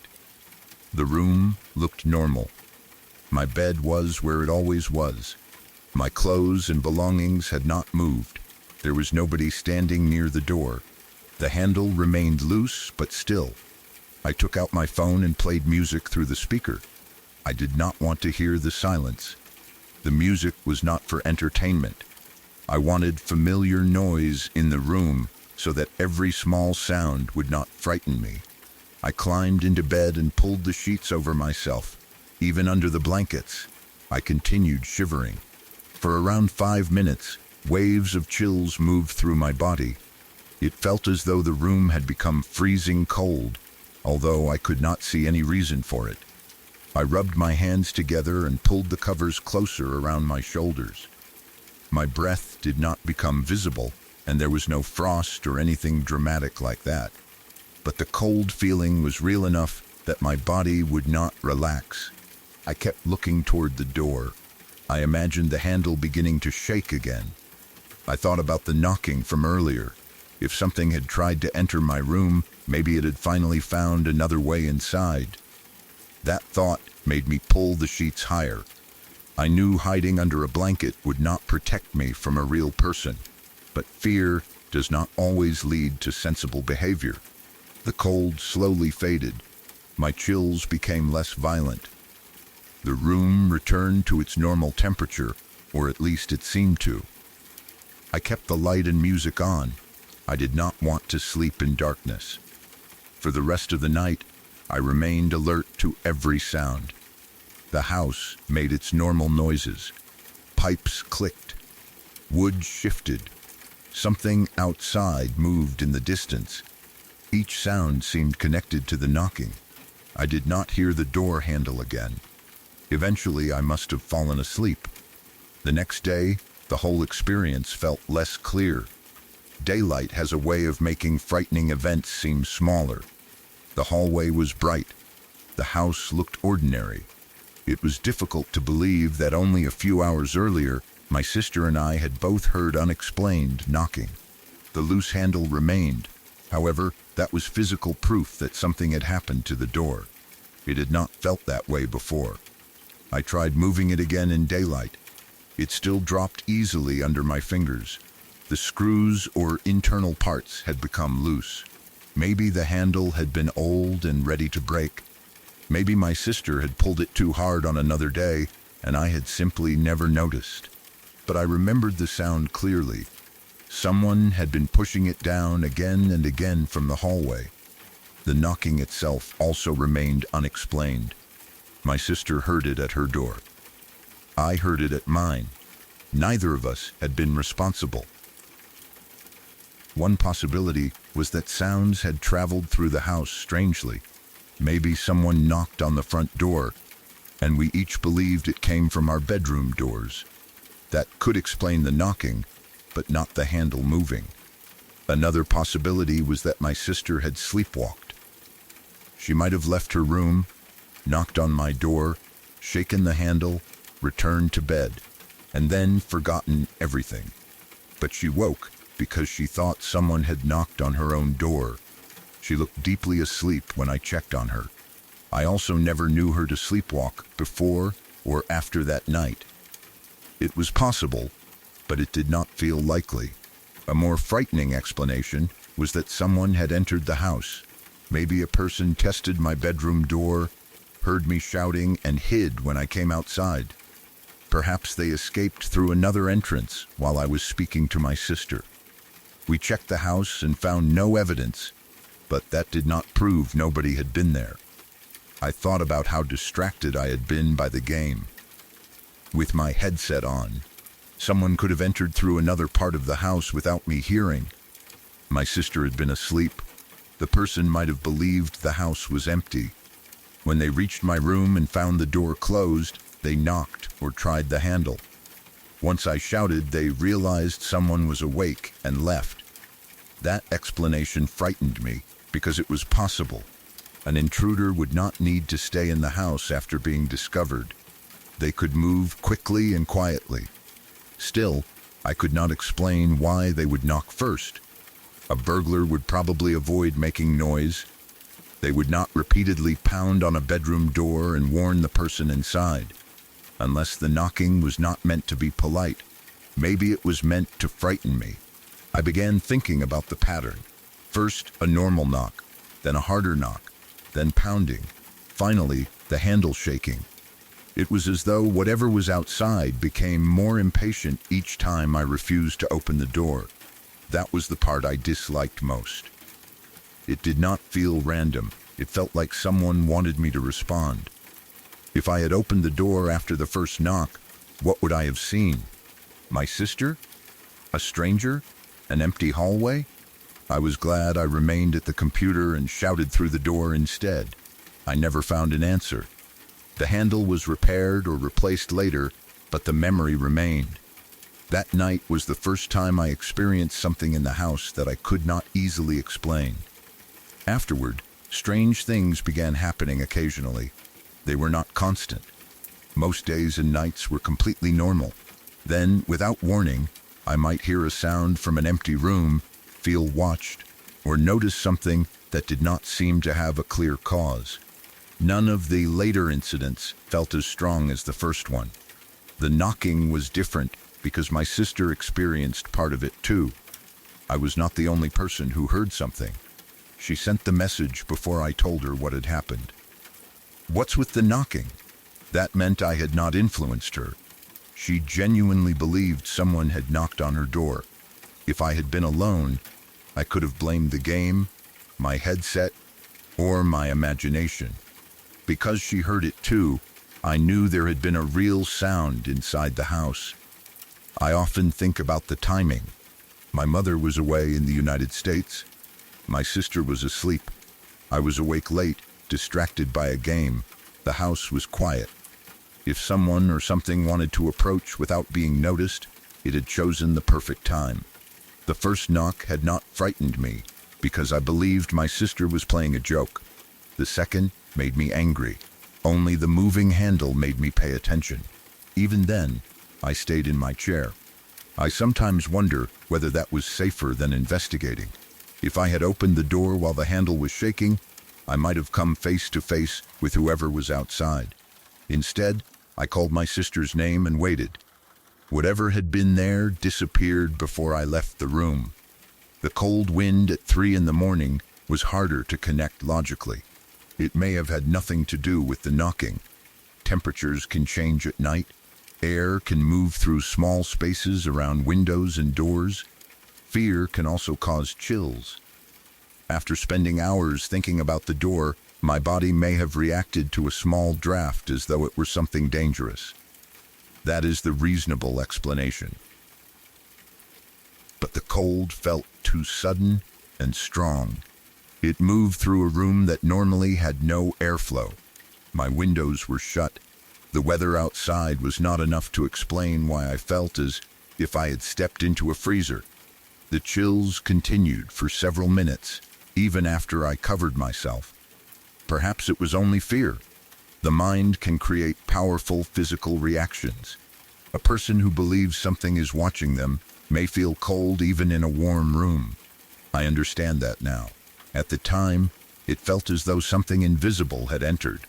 I played music because I wanted to fill the space with something familiar and human.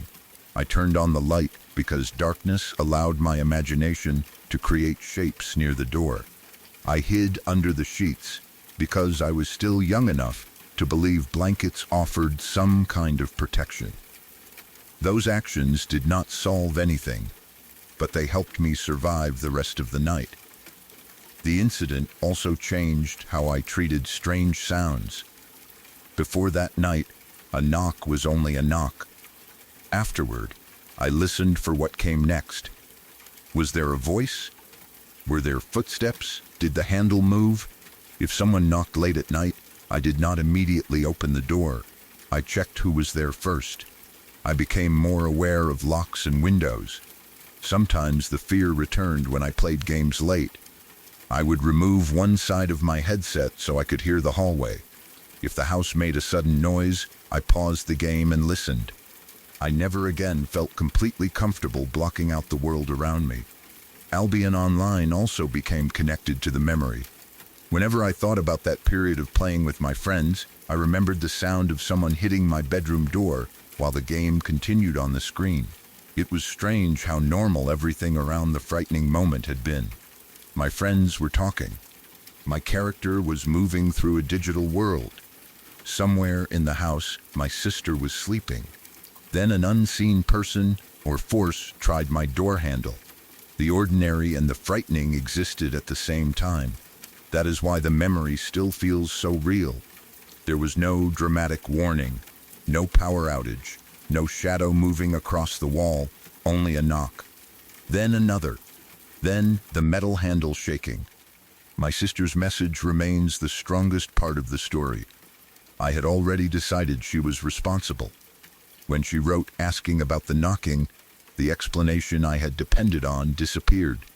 The moment I saw her sleepy face, I understood she had not been joking. Then I touched the damaged handle. Something had used enough force to change it. I still do not know what was outside my room. Maybe it was my sister moving in her sleep. Maybe an intruder entered and escaped.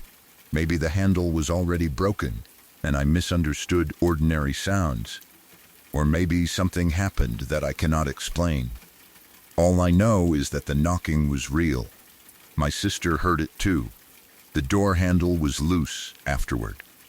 And a few hours later, a freezing wind moved through a closed room that almost never received any airflow. That night was the beginning.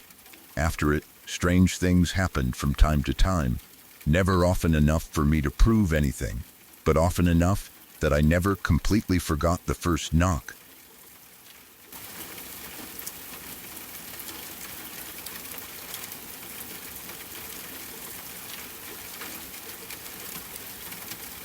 These are not my stories. They belong to my mother and father, and most of them happened long before I was born. When my mother was young, she and my father did not have much money. They worked wherever they could and accepted difficult hours because they needed the income. For a while, both of them worked night shifts as janitors at a Catholic school. The work itself was simple, in theory. They emptied rubbish bins, cleaned classrooms, mopped floors, wiped down desks, and made sure everything was ready before the students and teachers returned the next morning. But working inside a school at night is very different from being there during the day. During school hours, the building would have been full of voices, footsteps, bells, and doors opening and closing. At night, all of that disappeared. Long hallways that normally held hundreds of students became empty. Classrooms sat in darkness. Every sound echoed much farther than it should have. The school was also old. It had 2 floors, a large gym, wide staircases, and religious images throughout the building. There were crosses, paintings, and probably statues connected to the Catholic faith. Those things may have looked comforting during the day, but in dim light, they could create unusual shapes and shadows. My parents were not the kind of people who became frightened by every noise. They needed the work, and they were usually too tired to spend time imagining ghosts. If they heard a door move or something fall, they first looked for a normal explanation. Old buildings settle. Pipes make sounds. Air moves through hallways. Animals sometimes get inside. Most strange things have simple causes. That was what my parents believed when they began working there. The first incident happened when my mother was cleaning alone on the 2nd floor. My father may have been working in another section of the school, or he may not have been there that night. Either way, my mother was by herself in a long hallway with several classrooms connected to it. She had a routine. She would enter one classroom, turn on the lights, clean everything, and then switch the lights off before moving to the next room. The process was repetitive but easy to follow. Enter the room, turn on the lights, empty the rubbish, wipe the desks, clean the floor, turn the lights off, close the door, move to the next classroom.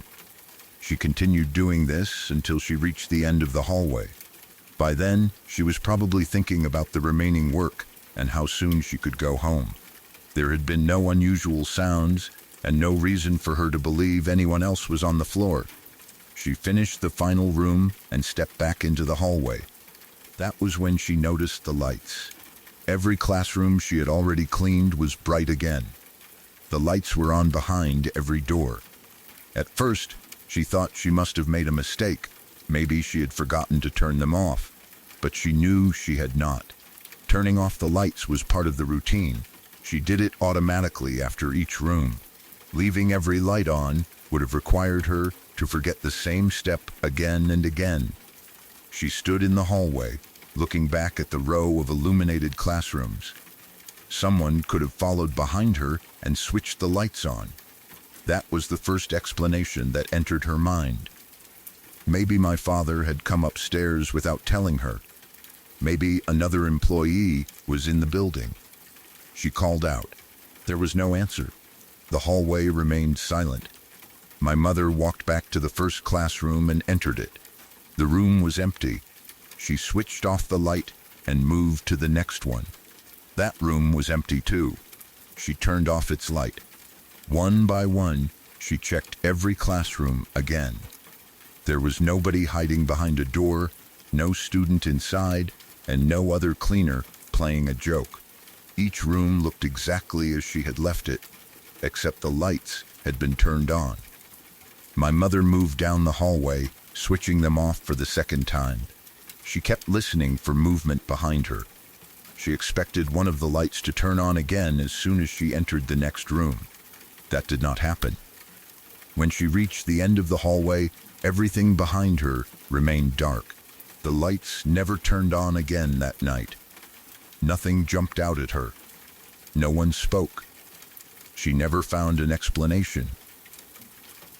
It was a small incident compared to what happened later, but it made her uncomfortable.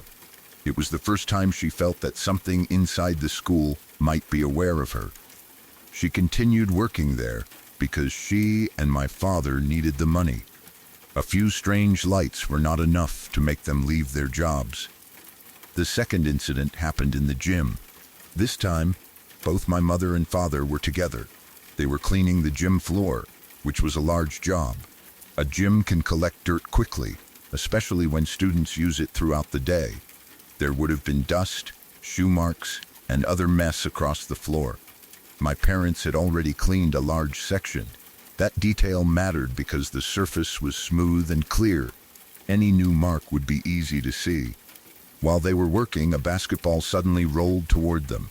It came from another part of the gym and traveled across the floor until it reached the area where they stood. Both of them stopped. They had not been playing with a ball.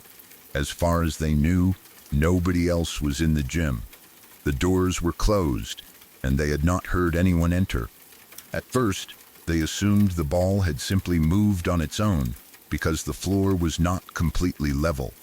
Maybe it had been left somewhere near a wall and slowly rolled free. That would have been strange, but not impossible. My father walked toward the basketball and picked it up. As he bent down, he noticed something on the clean floor. Footprints. They were close to the area where the ball had traveled. My father looked at his own shoes and then back at the marks. They were not his footprints. They were not my mother's either. The prints crossed a section of floor that my parents had already cleaned. If the footprints had been there earlier, the cleaning would have removed them.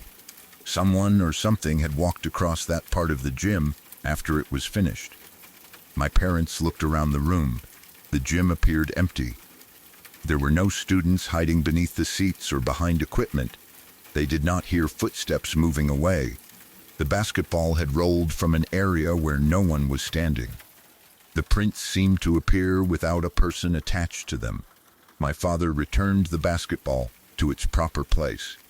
Neither of my parents wanted to remain in the gym longer than necessary. They finished what they could as quickly as possible, collected their supplies, and left. They did not stop to search every corner. They did not try to follow the footprints. They simply wanted to get out of the building. Afterward, They tried to explain what they had seen. Maybe someone had entered the gym while they were distracted. Maybe a student had been hiding after school. Maybe another janitor walked through without being noticed. But that did not make sense. A person moving across a clean gym floor would have been visible. My parents were both there, and the room was open enough that someone could not easily hide. The basketball also seemed to arrive at the exact moment when the footprints were discovered. That made the whole incident feel connected. Still, my parents returned to work. They could not quit every time something strange happened. They had bills to pay and a family to build. The third incident was the one that finally made them leave. They were working near one of the staircases late at night. They had almost finished their shift, and both of them were exhausted. Cleaning a large school involved hours of standing, bending, lifting, and walking. By the end of the night, their backs and legs hurt. They sat down on the stairs to rest. The building was quiet around them. There was no reason to rush. They only needed a short break before finishing the last part of the job. My mother sat beside my father and looked upward. Then she froze. My father noticed the change immediately. Her face became pale, and her expression changed from exhaustion to fear. He asked her what was wrong. She did not respond. She continued staring above them. My father asked again. Still, my mother said nothing. She seemed unable to look away from whatever she saw. My father followed her eyes. Above the staircase, near the ceiling or roof, he saw the shape of a nun. But it did not look like a normal person. The figure was distorted. The details my parents gave were never completely clear to me, maybe because the sight was difficult for them to describe. It had the clothing or general form of a nun, but its body and face did not seem right. It was positioned above them in a place where no person should have been able to stand. It may have been clinging to the ceiling or appearing against it. Whatever it was, both my mother and father saw it. For several seconds, neither of them moved. They did not know whether the figure was real, a shadow, or something caused by exhaustion. But it was clear enough to turn my mother pale and make my father understand why she had frozen. They did not stay to study it. They did not speak to it. They did not walk closer. They stood, grabbed what they could, and hurried out of the building. They left the school as quickly as possible. That was their final night working there. The lights had been unsettling. The basketball and footprints had frightened them. The distorted nun was the last thing they were willing to experience. They quit their jobs. Giving up the income was difficult, but they no longer felt safe inside that building after dark. They believed something was there, and they did not want to find out what would happen if they continued working. I used to wonder whether the figure could have been caused by the building itself. Maybe clothing was hanging near the ceiling. Maybe a religious statue created a strange shadow. My parents were tired, and dim lighting can change ordinary objects into frightening shapes. But both of them saw the same thing. My mother saw it first and reacted before my father knew where she was looking. When he looked up, he saw enough to become frightened too. Whatever the explanation was, it ended their time at the school. Years passed. My parents moved on with their lives. In 1999, they had my older brother. By then, they were both busy. They had work, responsibilities, and a new baby to care for. Like many new parents, they probably did not get enough sleep. The incident that happened after my brother was born did not take place at the school, but my mother always included it with the other stories. One day she woke up holding my older brother in her arms. He was still a baby. The room was very dark. My mother was tired and not fully awake. She held my brother close and spoke to him in a soft baby voice, the way parents often speak to very young children. Then she noticed a man standing nearby. Because the room was dark and the figure had the same general shape as my father, she assumed it was him. My father is a man of color, and in the poor light she could not clearly see the person's face. My mother looked toward the figure. "Hola Juan, buenos dias," she said. "Hello Juan, good morning." The man did not answer. My mother continued speaking. She may have asked why he was staring, or tried to include him in the conversation with the baby. He remained completely silent. He only watched her. At first, my mother did not feel frightened because she believed she was looking at her husband. She expected him to respond eventually. Instead, he stood there without moving. As her eyes adjusted to the darkness, she began to notice differences. The person did not look exactly like my father. The shape was wrong. The face was not his. She realized the figure standing in front of her was not her husband. That was when fear took control of her body. She tried to scream. No sound came out. She tried to move. Her body would not respond. She could not lift her arms, turn her head, or call for help. She could only hold my brother and stare at the figure. The thing continued looking at her. My mother believed it was a demon. Whether it was something supernatural or an episode of sleep paralysis, the experience felt completely real to her. She was awake enough to see the room and understand that her baby was in her arms. She knew she was in danger, but could not react. The figure did not speak. It did not touch her. It simply stared. That silence made the experience worse. My mother did not know what it wanted. She did not know whether it was looking at her or at the baby she was holding. All she could do was watch. Eventually, she closed her eyes. She kept them shut because she could not bear to see the figure anymore. She was afraid that opening them would reveal it standing even closer. She remained like that for what felt like around 10 minutes. Time can become difficult to judge during fear, especially during an experience connected to sleep. It may have been less than 10 minutes, but to my mother it felt very long. She listened for movement. She waited for the figure to touch her. Nothing happened. Then she heard my father's real voice. He was speaking nearby. My mother slowly opened her eyes. My father was standing in front of her. This time, she recognized him immediately.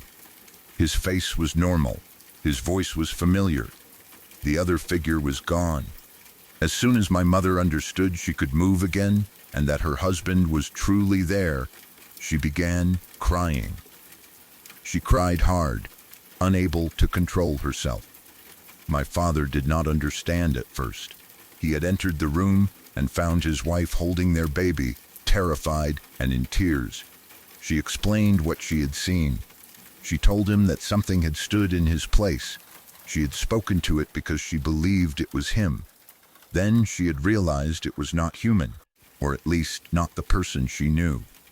The event was different from the things at the Catholic school because my father did not see the figure himself.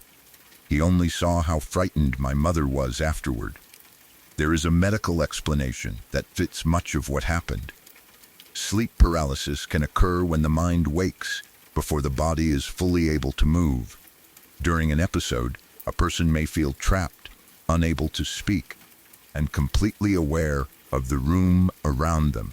Some people also see figures. They may see a person standing near the bed, a shadow in the doorway, or something sitting on their chest.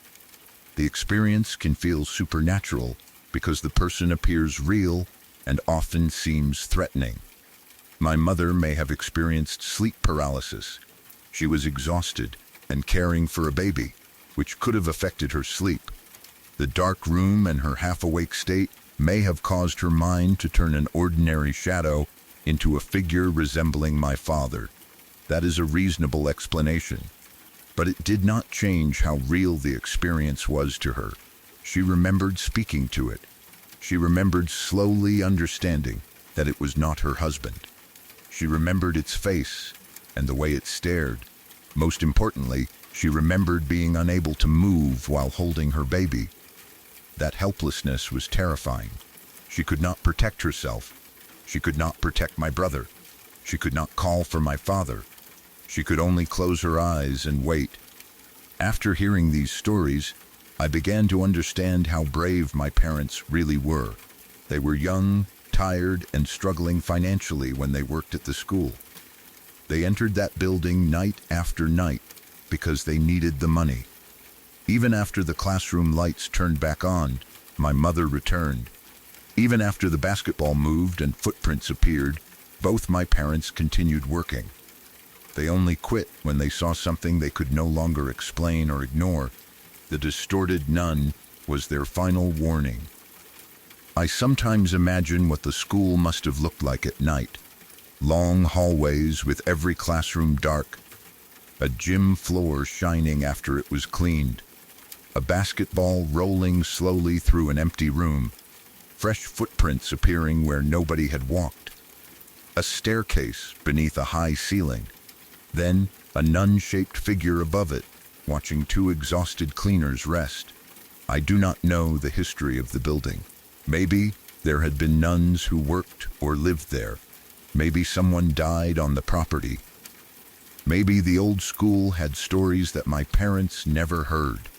Catholic schools can be surrounded by legends because they contain religious symbols, old architecture, and many generations of students and staff. But a creepy building does not prove it is haunted. There may have been explanations for everything. The classroom lights could have been controlled by a timer or faulty electrical system. Someone else may have switched them on without my mother seeing. The basketball might have rolled because of an uneven floor. The footprints could have belonged to another employee who crossed the area while my parents were distracted.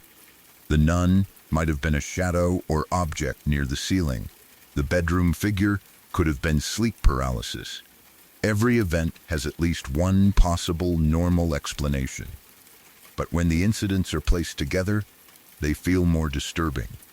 The school seemed to react to my parents. Lights turned on after my mother switched them off. A basketball rolled toward them. Footprints appeared on the floor they had just cleaned. A figure watched from above while they rested. Even if each event had a separate cause, experiencing all of them in the same workplace would be enough to frighten almost anyone. My parents were not paranormal investigators. They did not stay to collect evidence. They did not take photographs or try to communicate with whatever might have been there. They were janitors. Their job was to clean the building and go home. When the building stopped feeling safe, they left. I respect that decision. People in horror stories often stay too long because they want answers. Real people usually have more important concerns. My parents had lives outside that school. No explanation was worth being terrified every night. My mother's later experience with the figure in the bedroom may have brought back memories of the school. She had already seen lights behave strangely and a distorted religious figure above a staircase. When she woke, unable to move, and saw someone who looked like my father, her mind may have connected the experience to those earlier fears, or maybe whatever followed them at the school never completely left. That is the frightening interpretation. I cannot prove it, and neither could my parents. The incidents happened before everyone carried phones with cameras. There was no video, photograph, or recording. There were only their memories. I believe that they experienced something. I do not know whether the cause was supernatural, but I believe their fear was real. My mother did not invent the lights to entertain anyone. At the time, she was alone and trying to finish her work. My father did not need to create footprints or pretend to see a nun.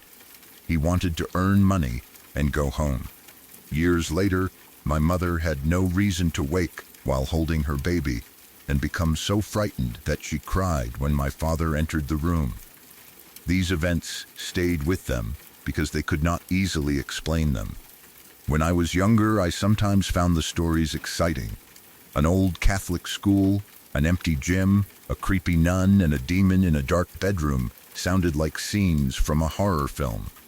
As I became older, I thought more about my parents as people. My mother was alone when the lights came back on. She had to walk through every classroom again, not knowing whether someone was following her. My parents were inside a huge gym when an unseen presence seemed to cross the clean floor. They were exhausted on the staircase when both looked up and saw something above them. Then my mother was holding her baby when she realized the person in front of her was not her husband. Those details are more frightening than the idea of a simple ghost. In each story, my parents were vulnerable. They were alone, tired, or responsible for a child. They could not easily escape without losing something important. At the school, leaving meant losing a job they needed. In the bedroom, my mother could not run because her body would not move and she was holding my brother. Still, they survived every incident. My mother switched off the lights again. My father picked up the basketball. Together, they left the gym. They ran from the staircase and quit the school. My mother closed her eyes and held on to her baby until she heard my father. They did what they could with the situation in front of them. That is why I consider them brave. Bravery does not mean feeling no fear. It means continuing long enough to protect yourself and the people you love. My parents were afraid, but they did not allow the fear to destroy their lives. They found other work. They raised a family. They continued forward. The school became something from their past, though they never forgot what happened there. My mother also never forgot the figure that looked like my father. She may have experienced a medical event, but that does not make the memory less terrifying. To her, the thing was standing in the room. It heard her greet it. It watched her realize the truth. Then it remained there while she was unable to move. I sometimes wonder what she would have seen if she had kept her eyes open. Would the figure have moved closer? Would it have spoken? Would it have reached for my brother? Maybe nothing would have happened. Maybe the image would have faded as the sleep paralysis ended. Closing her eyes may not have changed the event, but it gave her a way to escape from the sight of it. When my father's voice finally reached her, it brought her back to safety. These 4 stories remain part of our family history. The classroom lights, the basketball and footprints, the distorted nun, the false version of my father standing in the dark. I cannot prove any of them were paranormal. I was not there. I only know how my mother and father described them and how serious they became when they talked about them. They did not laugh when describing the figure above the stairs. My mother did not treat the bedroom incident like a strange dream. She remembered real fear. Maybe every event had a normal explanation. Maybe old wiring, uneven floors, shadows, exhaustion, and sleep paralysis created a series of experiences that only seemed connected. Or maybe my parents spent several nights working inside a school where something did not want them. Whatever the truth was, the final sight of the distorted nun was enough to make both of them walk away from a job they needed. And years later, in a dark bedroom, my mother opened her eyes and saw something wearing the shape of her husband while she held their first child. She greeted it. It did not answer. It only stared.